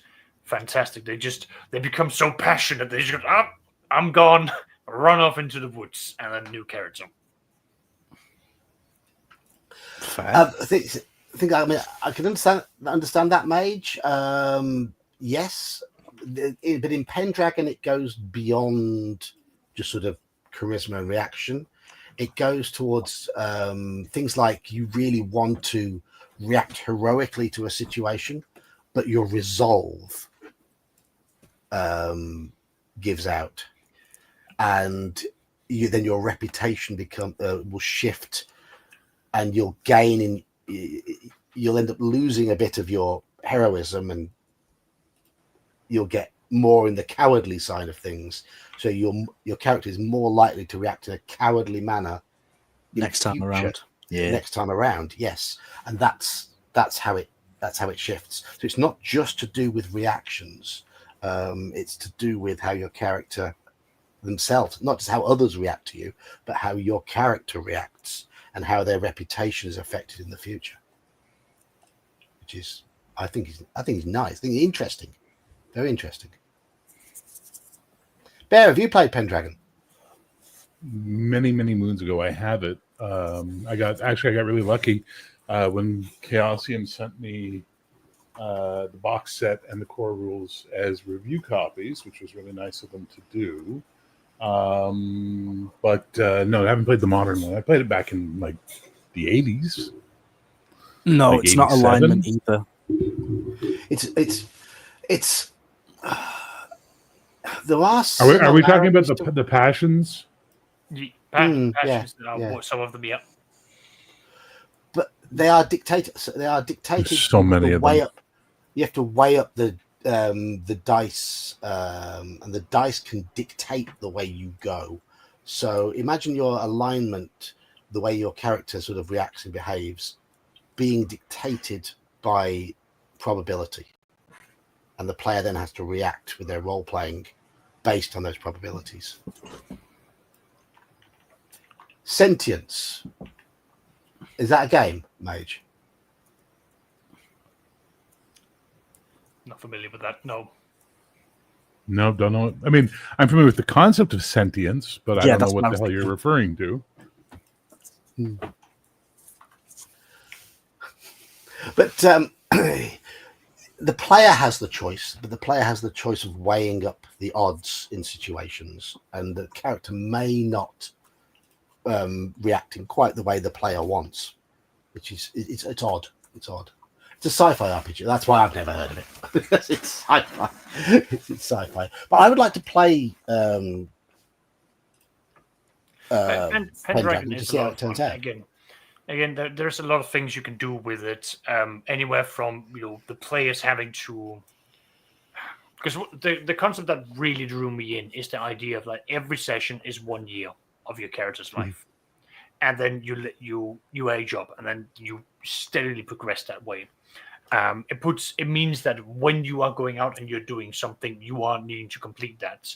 I found that when I was running the game, if we were doing a session, unless it was a specific session where things would be dragged out for multiple sessions, I would treat them much like a one shot of like, you're now out, you're now meant to be doing this, and things will happen. And your character can get lost in the woods, and then you might not show up until much later back, and you've lost out on a few things. You can find that you're being told like, oh, you're now meant to be doing guard duty. Well, during the guard duty, as you're out on patrol, you might run across a mythical creature like a nymph or an elf or any of that nature. Or you might have to fight off pick raiders, which is interesting.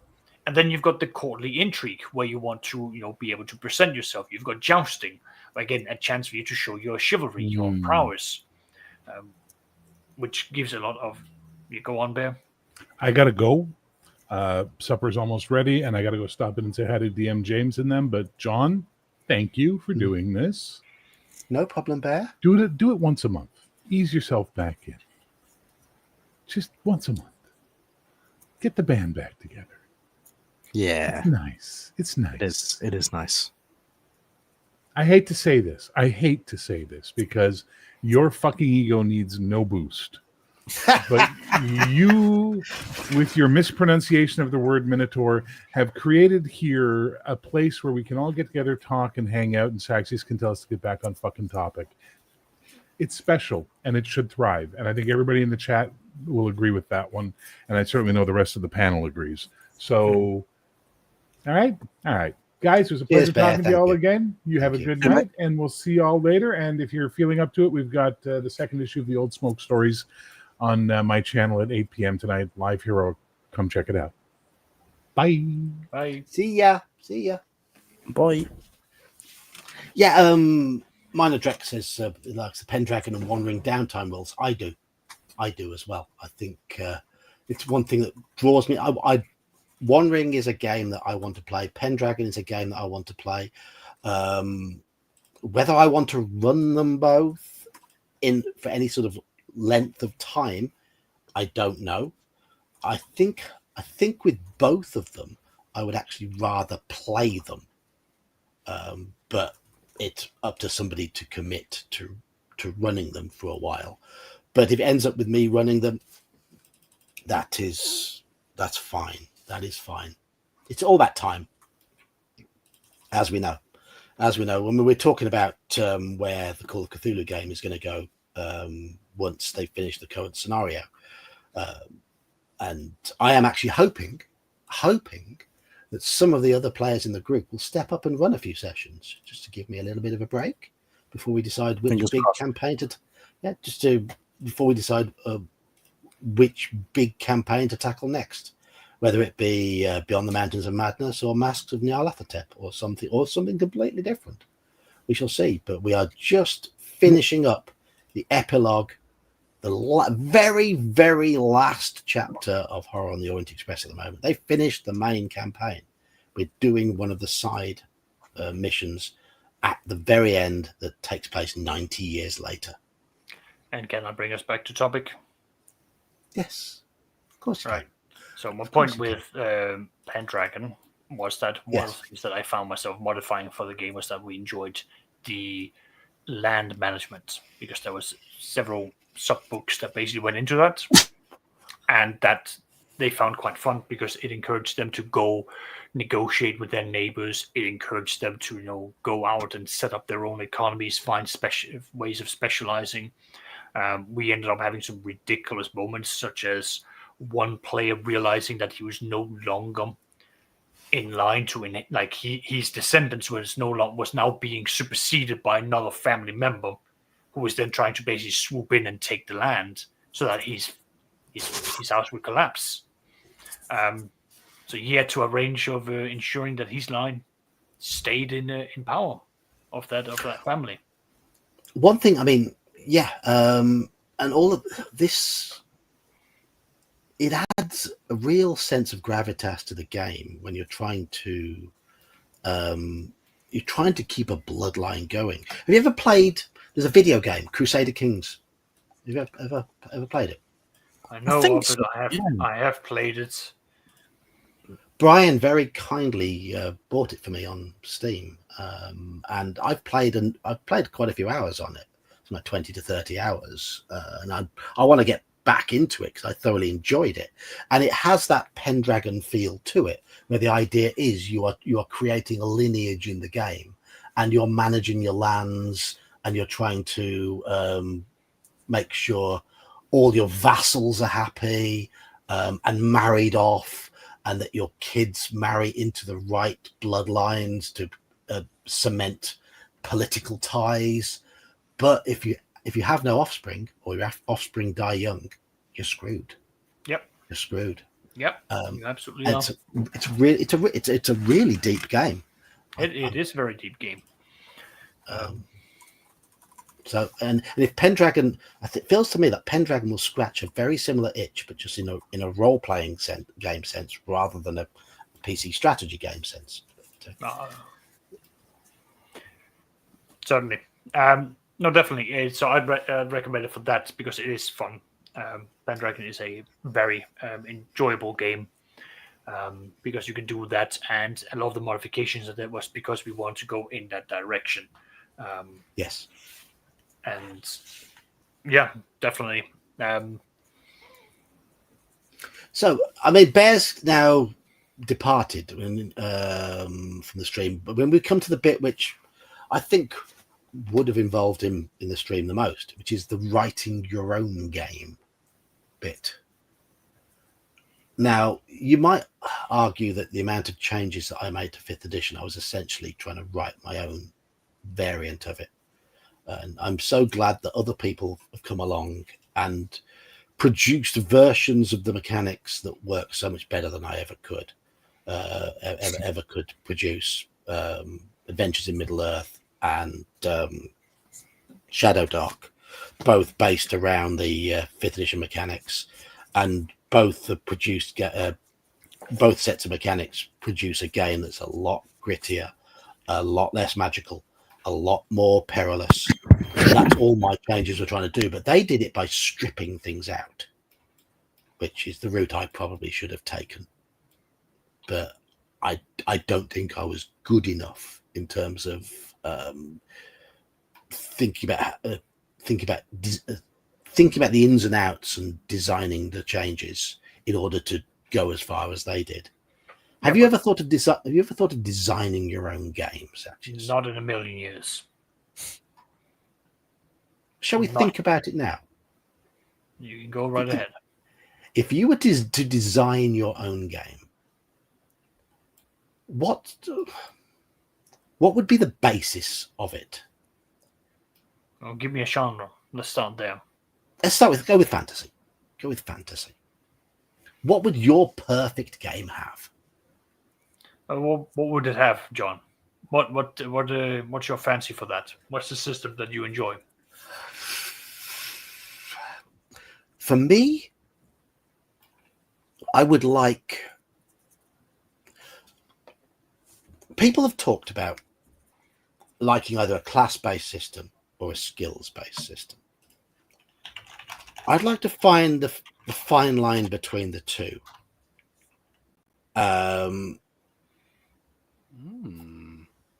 You know how MERP, for example, it is skills-based, but it has classes, and your classes dictate how easy it is to boost the various skills. But the game ultimately is a bit too crunchy for my liking.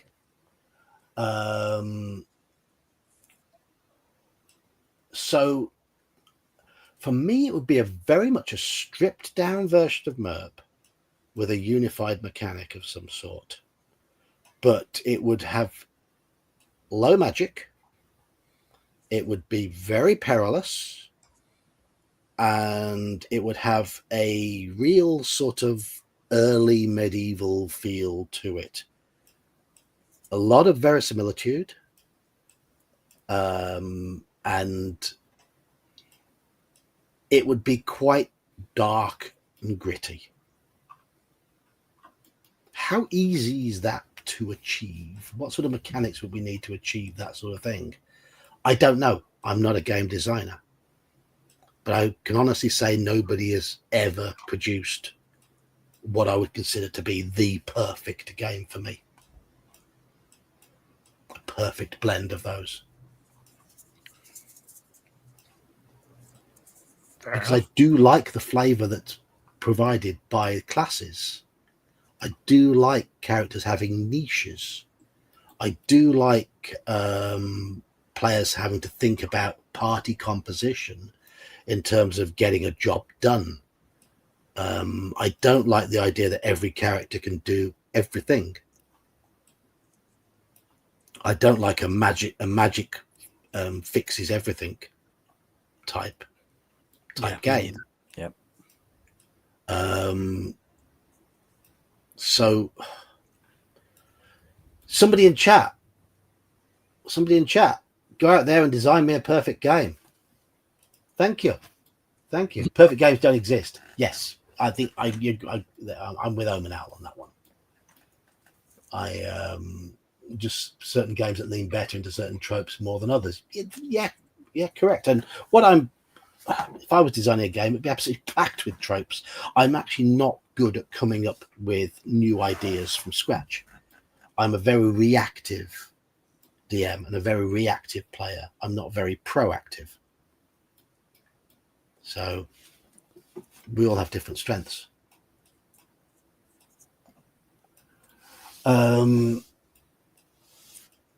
Minodrek says, "Oh, hang on, I'm going to go back a little bit further." Minodrek says, "Crusader King's awesome." Yes, it is complex. It could do with being simplified. I haven't bothered with any of the updates of the DLC. To be honest, I've just got the base game.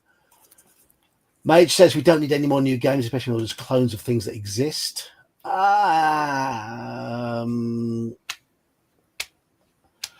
think part of the problem is that people are just trying to take familiar mechanics and add their own flavor to those mechanics.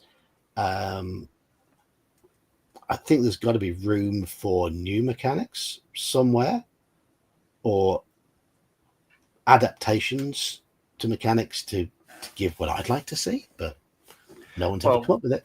Well, whenever you start coming into like new mechanics, you're going into the territory of weird and funky dices that is almost exclusive to your system. Because we have the D20 system, we have the D100 system. What other systems can you make that is not good? Yeah, we've got dice pool systems, D6s, all that sort of stuff. Yeah. So just a heads up for you, John. We've got Daryl has said that he sent you a DM with a class game with flexible skills. Okay. Oh. What game is it? Hello, Elfbait. You've snuck in. How you doing, Elfbait? I'm guessing you're working. Has he been in a while? I'm not very good at keeping up with chat. I do try. Oh, mate, it's been a while since we've done a Wednesday. It is, yeah.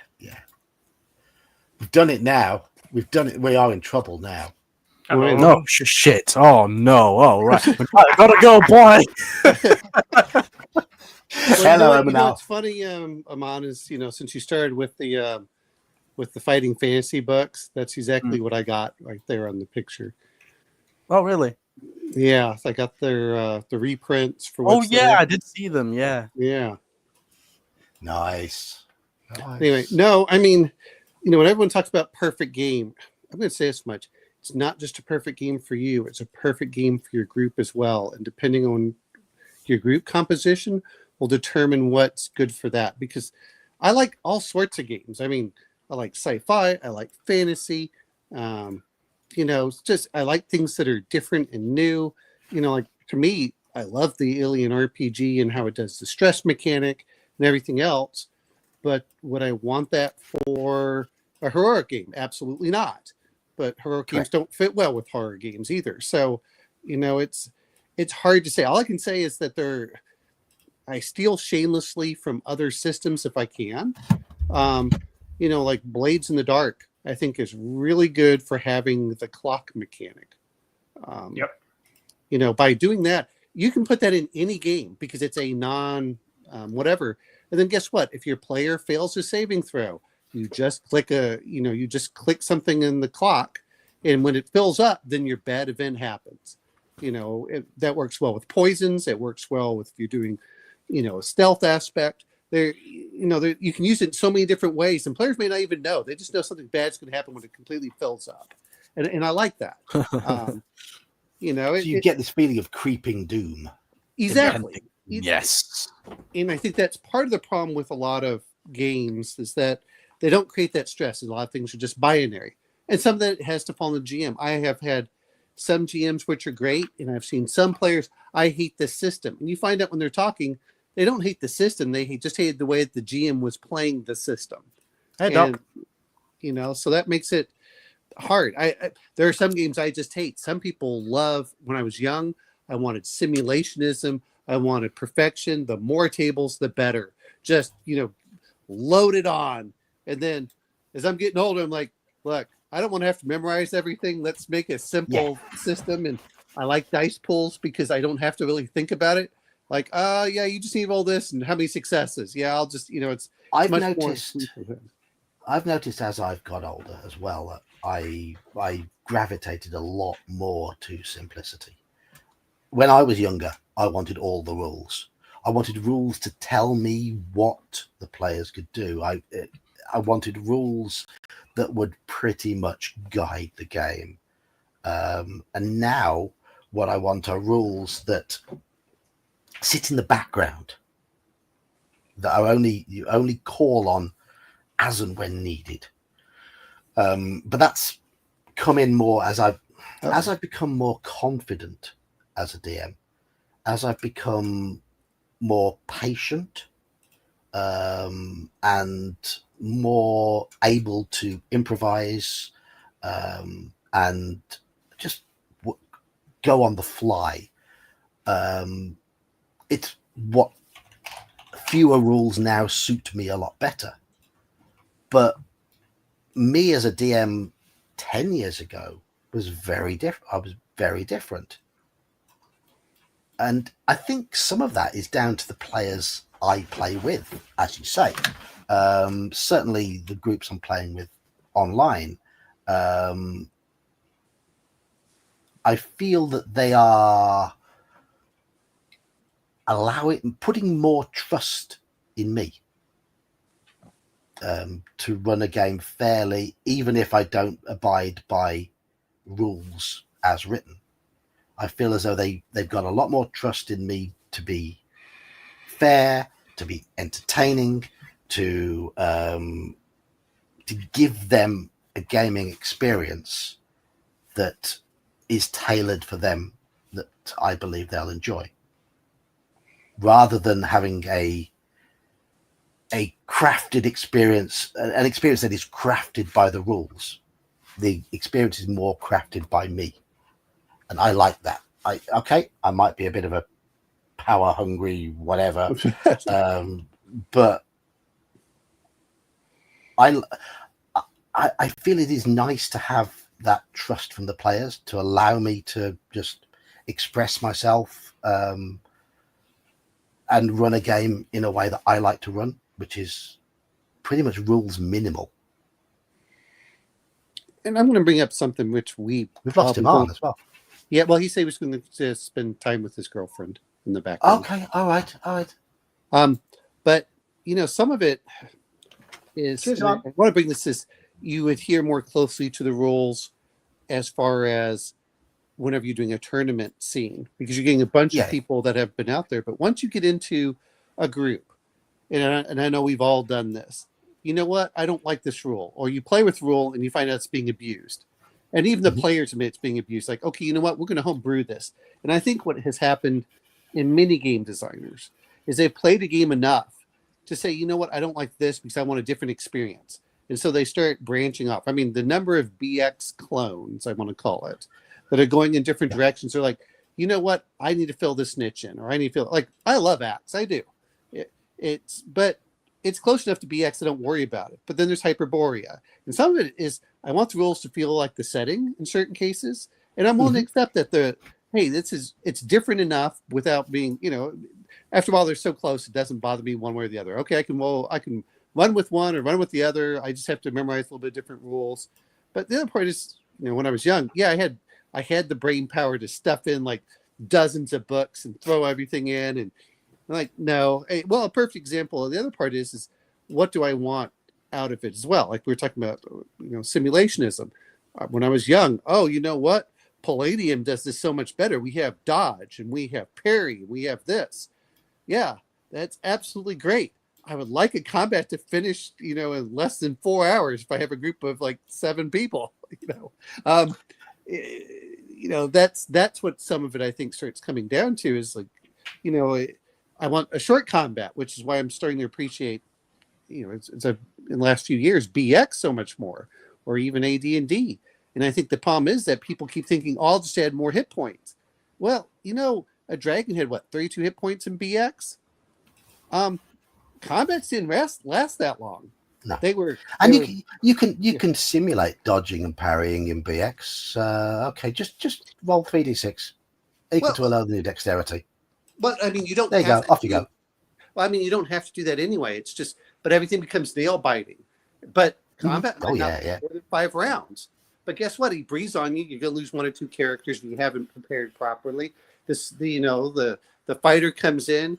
If he can get 2 slashes on it, I mean, it's going to go down. Your wizard's in there, and you feel that sense of excitement. But I've been playing in another game, and what, the monster has to have like 250 hit points, and it starts feel like more like a slog, or it doesn't feel as, how do I want to say this? It's one thing when it's one big monster at the end, it's like, okay, but when there are a lot of them, it's like, oh, that's not what the game was supposed to be. The lower levels, it sounds funny, but man, biting our nails, or that one time when you were doing the ridiculous, the elves, where we did that with the Christmas elves, and we were fighting them, and my cleric had 1 hit point, and they failed the morale check, and so I decided to chase them. Here I am, a single priest chasing down like 15 Christmas elves with 1 hit point. But you get that sense of heroism, which you just don't if everything fights to death. They aren't rolling morale.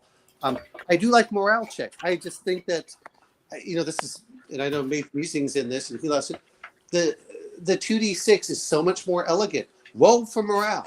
Boom, go. This is what you do it for. And the other part is, if you play a game enough, you can start adding more rules without it really slowing it down, because you already have everything going in there. I think while I love new players, man, they can get analysis paralysis faster than anyone.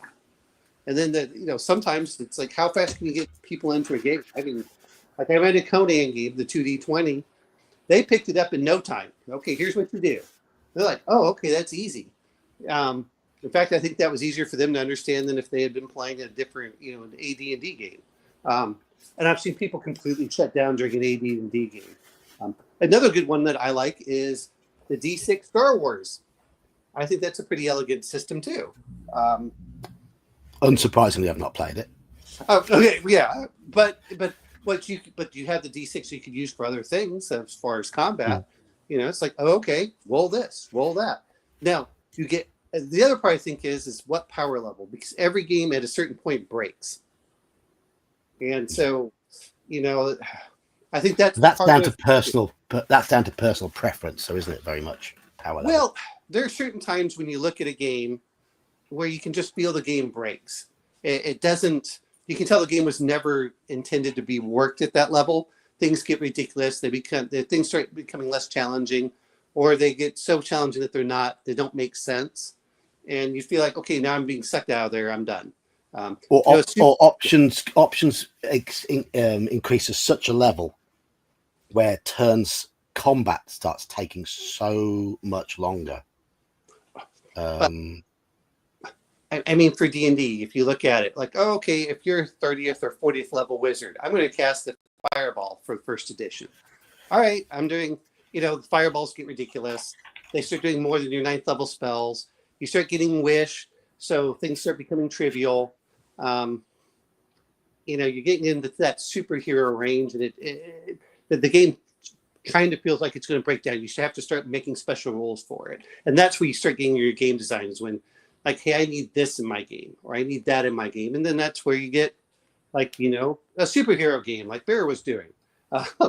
Hey, let me take this from here. And so I think that's why I said stealing rules doesn't bother me, but adding rules in there, and then when you morph it enough and to get the game that you want, then you say, okay, you know what, I'm going to print mine out because it's different than everybody else. It's different enough that it's worth printing out. I think part of the problem we've got with a lot of the OSR games that have come out is how different are they really? I understand. I mean, for example, let's look at Osric, for example. Yeah. Osric is basically a rewriting of AD&D. There are some differences, but the whole point of that book was to decipher the High Gygaxian and make it easier to understand. That was the whole point of Osric, and it succeeded in that aim. How different is it to AD&D? It really isn't. And a lot of the OSR games, you've got, what is it? Lamentations of the Flame Princess, Osric, White Box, Axe, Hyperborea. OSE. And they're all pretty close. They're very compatible with each other. Yes, yes. I will say this much, though. Then what you're starting to do at that point is you're starting to buy for setting, and you're probably buying for, and when I say systems, it's background systems. Like, I think Axe does a much better for economy and downtime, and most players will never see it if they don't get above 5th through 11th level. Well, to be fair, that's the same thing that happened with BX. You can play just the BX level, but then they added Companion and Master, and then you get the Rules Cyclopedia. I'm like, oh, okay, is that, like, I think that the weapon mastery in BX is far superior to weapon specialization in D&D. I think it does better flavor. I think it gives a better feel for it. I've never played with it, so neither have I. I'm just going by the rules, looking at it, and to me, that's what I would rather see players do. That said, I would still probably say, guess what? If you're a fighter, you still have all the weapon proficiencies, and I do agree with you. Is you still want a niche. Now you can do different niches, to be fair, on certain things. Like I just got the new Wizards of the Coast RPG. Their sci-fi game. And there is some overlap, but there's some that is not. You have a ranger, which they start getting animal companions more than you do in the regular ranger for AD&D. You have mechs. You have, again, like I said, it's a sci-fi. It's interesting. Players can get multiple skills. They can, but it's, but each character class feels unique. The background feels different. Here's an interesting question from Bishop. Our characters limited by the capability of their players. I would say in in every single RPG on the planet, yes, to some degree. Depends on what the game demands. I think if you're going to progress in certain versions of D&D, you need to have a very tactical brain. Certainly 4th edition comes in there. If you're going to succeed in 3rd edition, you need to be good at breaking down the logic of character creation. and in earlier versions of D&D, you've got to be more creative, and you've got to be thorough and patient and work with the environment. So the abilities of the players very much limit what the character, whether a character can be successful in the game. In theory, no. I mean, if you're just rolling mechanically dice against each for fighting against monsters, just rolling dice back and forth, then no, not really. But in practice, very much so. I'm going to say that you're going to always be limited by the capability, just because if you can't think of it, you can't do it. Now, you know, even if your character could do it, but you can't think, but you don't think of it, then you always be limited in that aspect. I think there is a place to be said, something to be said for having like an intelligence check of some sort. If players really are struggling to grasp a concept or a solution, clues, I'll give the players time to think about it. But if they are really floundering, I might ask for in Call of Cthulhu, an education check or an idea roll. In D&D, an intelligence check, to give a clue, to give a pointer to where they should be thinking. Something they may remember. I'm going to bring this up, which is, you know, a dungeon master is always going to be less capable than generally his players, because you're going to deal with 4 brains or however many brains versus 1. Yeah. And there's always be one that does not think like you do, and he's going to come up with something. They're like, let me stop. But I'm going to bring this up though, which I think maybe is what he's really saying, is the limitations on your characters lend to having the players be creative to get around those limitations. Mm-hmm. And I think that's maybe what he's asking more is, can you get around your limitation? Can the players get around the limitations of their characters? And I think in many cases, yes. It's like, well, I can't pick the lock. Well, you know what? There are spells to go around it.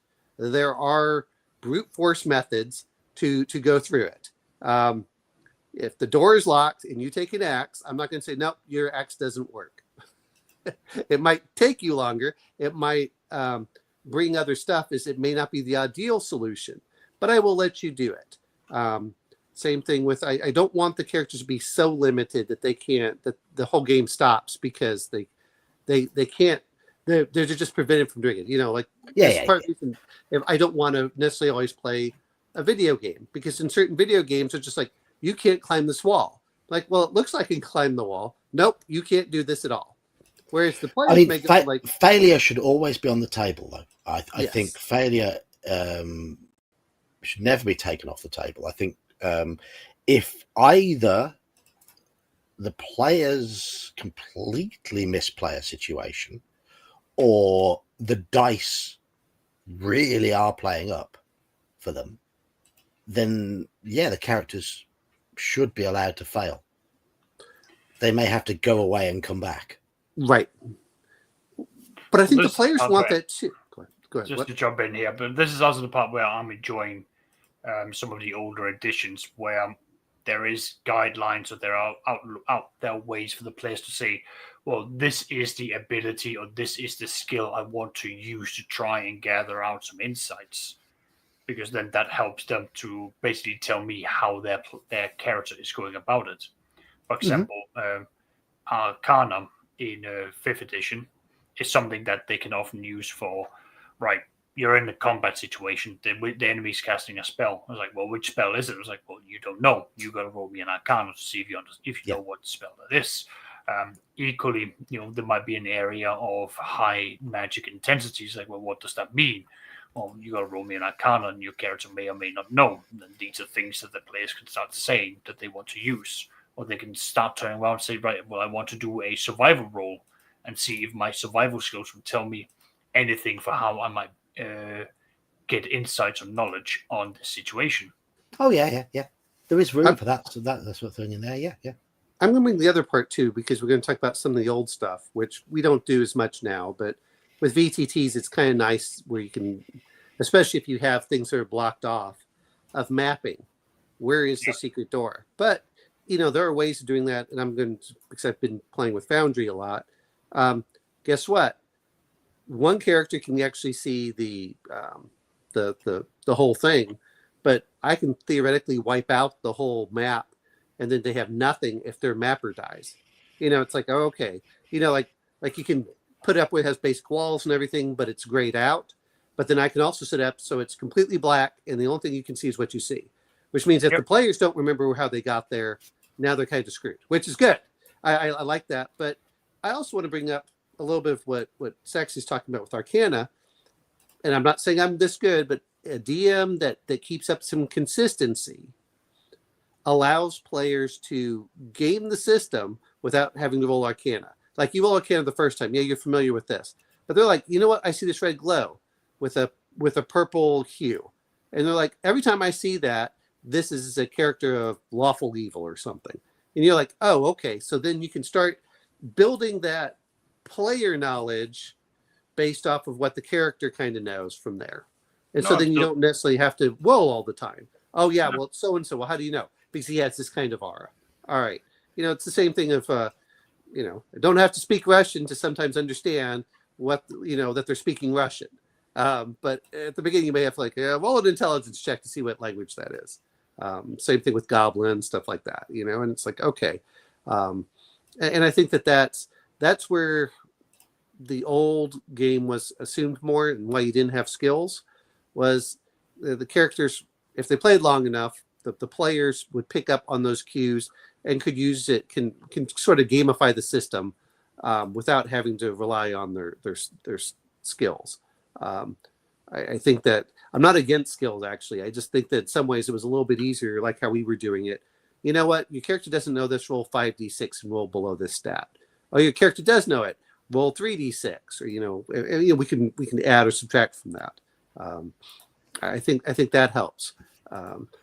Just like I want to say hello to Slan and Nerds Nerd. Hello, Slan. okay. Hello, Nerds Nerd.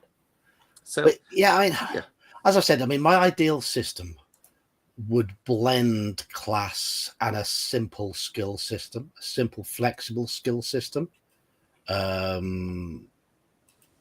stripped down MERP with a unified mechanic. Well, so my question for you is, because a lot of it does deal with combat. I've played Traveler, which is your CFA system. It makes it pretty easy to do. It's basically roll 2d6 below a target number. And the further you are away from that target number, positive or negative, determines your level of success or failure. Okay. That's a pretty simple system. It has a few skills. I think, and this was something that I have to be very careful of when we talk about simulationism, is when I was playing GURPS, which I hate GURPS, and to be fair, it's probably not the system as much, but the way everyone plays it is they allow everything and anything in there, and you get too many skills, you get too many perks, and it overwhelms the system at a certain point. It's too much for the GM to decide. And I think that's part of it too, which is when we talk about perfect system, what's the perfect system for the game master, and what's the perfect system for the player? And the two may not be the same. No, exactly. And even if you're the same person, like what I play may be different than what I want to run. Yeah, definitely. So I would love to play in a by the book MERP game, for example. I'd like to play in it. I wouldn't like to run it. Daryl says here, no one really wants another D&D clone. A stripped down version like Shadow Dark has its place.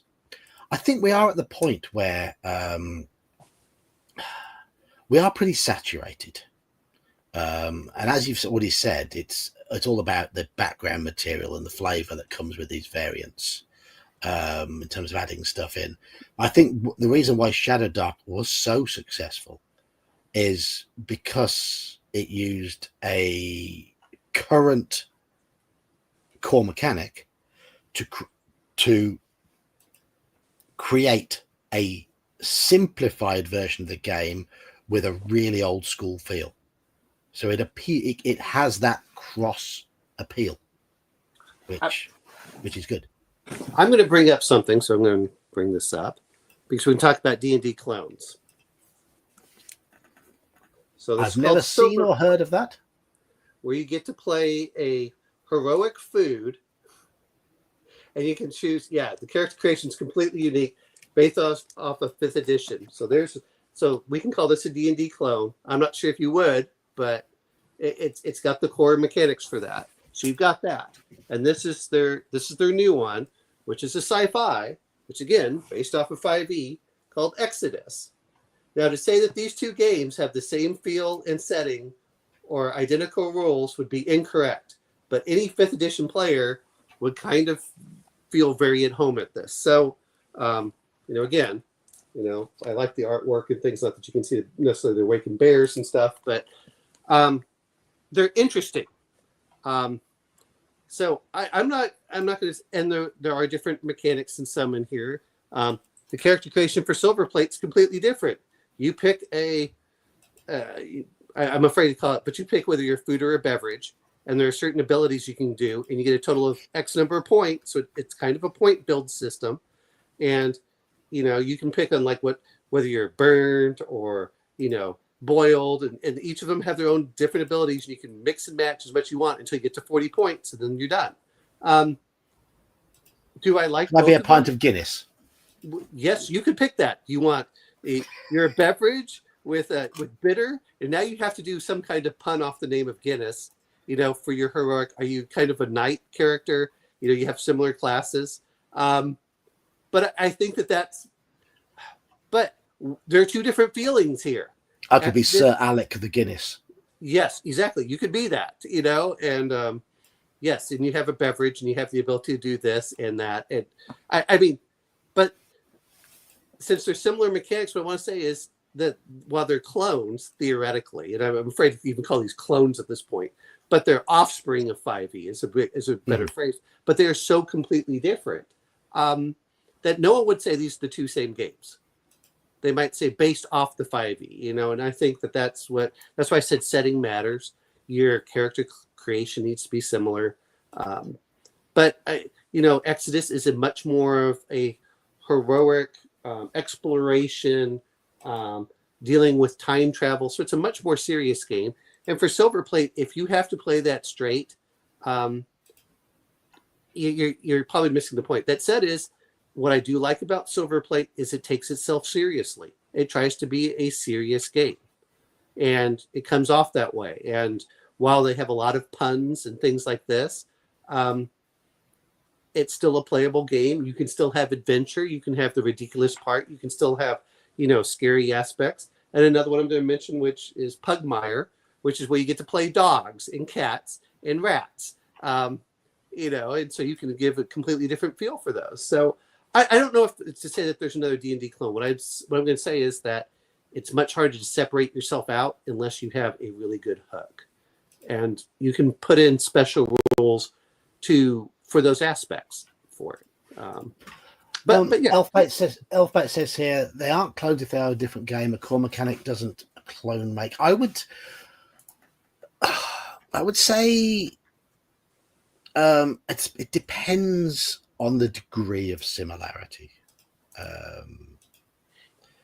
If there's enough difference in there, then clone is the wrong word to use.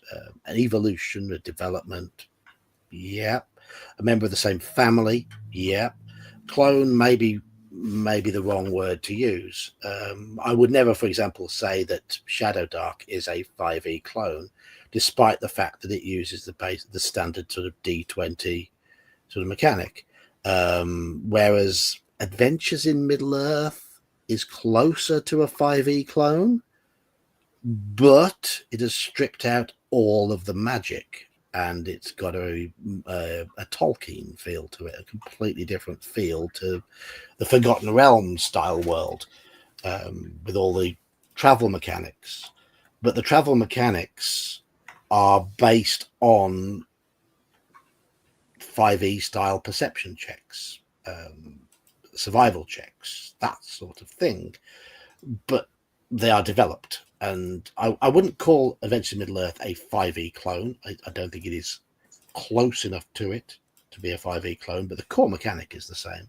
But so many of those D&D clones are that do exist. I mean, I've got Labyrinth Lord, I've got OSC, and I've got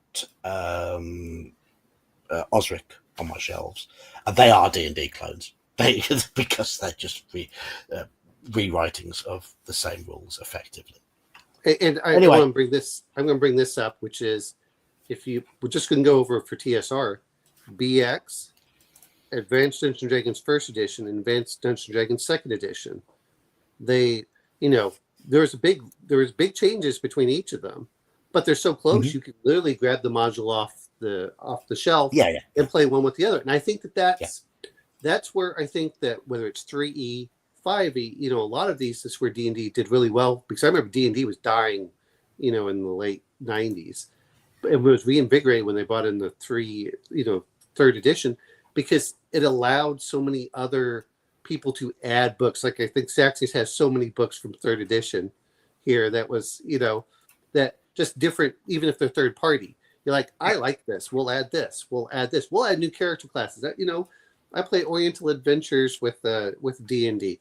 And then there was Dragonlance and things like that, where there's supplements, and you go, okay, but they do have different feels to them. They do have different rules in certain cases, but they're tweaked just enough to say, okay, it gives a different flavor. But again, I think that cross compatibility is also an advantage, because I have the it's the BX Bestiary, A through D.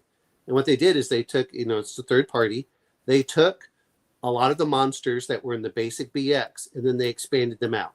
So now it has like 4 or 5 variations of each monster. So like you have ape. Oh, guess what? We're going to do 4 or 5 different versions of ape. We're going to have one that's King Kong. One of them that's like the Great White Ape. One of them that's, and you go, but that allows you, just like when roll aids, because I know that Elfbait remembers this, the old roll aids. Well, now I can expand it a lot by getting these third parties because they're compatible enough, and not everything has to be perfect. And I think there's an advantage and disadvantage. But you're right. Do I need to buy all the different versions of BX or different versions? No, I do in some cases. Like I said, I really do enjoy Axe. That's a 1,500-page book. I like OSE. Those are much smaller. But do I feel like I could use one character in the other? Absolutely. Do I feel that in certain cases where OSE is failing, I can go to Axe and pull some of the systems out of there? That's, Magic Creation. Oh, guess what? They have a much better system. Let me use that. And that's why I think a lot of these, which like you said, for designing your own game, I think that's where a lot of it comes into it, is steal shamelessly. Steal whatever you can, I really don't care. Close it in the dark, beat it over the head, and come out with whatever you want, for the theft in your pockets as a dungeon master, to get the kind of world you want from whatever rules are out there. I think that the big part is really setting expectations by the players as much as the DM. I think that when people, to me, everyone wants to talk about a heartbreaker. Oh, it's a heartbreaker. It was supposed to be D&D and doesn't. No, that's not my view of a heartbreaker. To me, a heartbreaker is a system that you wanted to be good and it just isn't, and there's no support for it. That to me is a real heartbreaker. Sorry. I'm just going to say now, Zaxis, do you want to come with anything? I don't have anything to contribute. I'm going to say that last point, that thing about beg, steal, and borrow whatever bits you want, bolt on to a compatible game system to make the game you want, is how in my opinion, how every home game should end up. Because the whole point is run the game you want for the players, run the game that they enjoy, run the game that you enjoy running, and run the game that suits the type of genre that you want to run. It doesn't have to be by the book. It doesn't have to be as intended in terms of rules. Just make sure you understand what impact any changes you make will have. I'm going to call this stream now because I don't know if you all know, but my work has shifted so that Thursdays and Fridays are very much my long work days now, and I have a long shift. I have quite a short shift on a Wednesday. I now work Mondays as well, and I work most weekends. I'm trying to get out of that, but my Thursdays and Fridays are my 2 10-hour days. So that's one of the reasons why I don't want to stream too late on a Wednesday at the moment, because I'm basically in work a lot the next couple of days. Got a lot to do, so I'm going to call it now. I want to thank Saxius. You've been here pretty much all stream. Omanal, thanks for joining towards the end. Nice to hear from you again, Omanal. It's been a while since we've had a chat. Thanks as always, Saxius. Thank you, Iman. Thank you, Bear. Daniel was with us briefly as well. Didn't say a great deal, but he's playing in Bear's game tonight. Bear is running Heroic tonight. But I'm going to get myself off to bed. Thank you, chat. I will aim to do a stream every 3 or 4 weeks. It can't be a weekly thing because, quite simply, I've run out of topics to discuss to keep it fresh, and I've got to think of my own sort of work on a Thursday and Friday, as well as running games, which to me is more important than streaming. I'd much rather run games every night of the week or playing games every night of the week than do anything to do with YouTube. But I will admit that. But thank you, chat, for helping make this very constructive. I've tried to keep up with you all, done my best. Sorry to those who've only just joined in, but we have been going for a few hours. But I'm going to get off. Thank you, fellas. Thank you very much. Enjoy your games. Good night. Take care.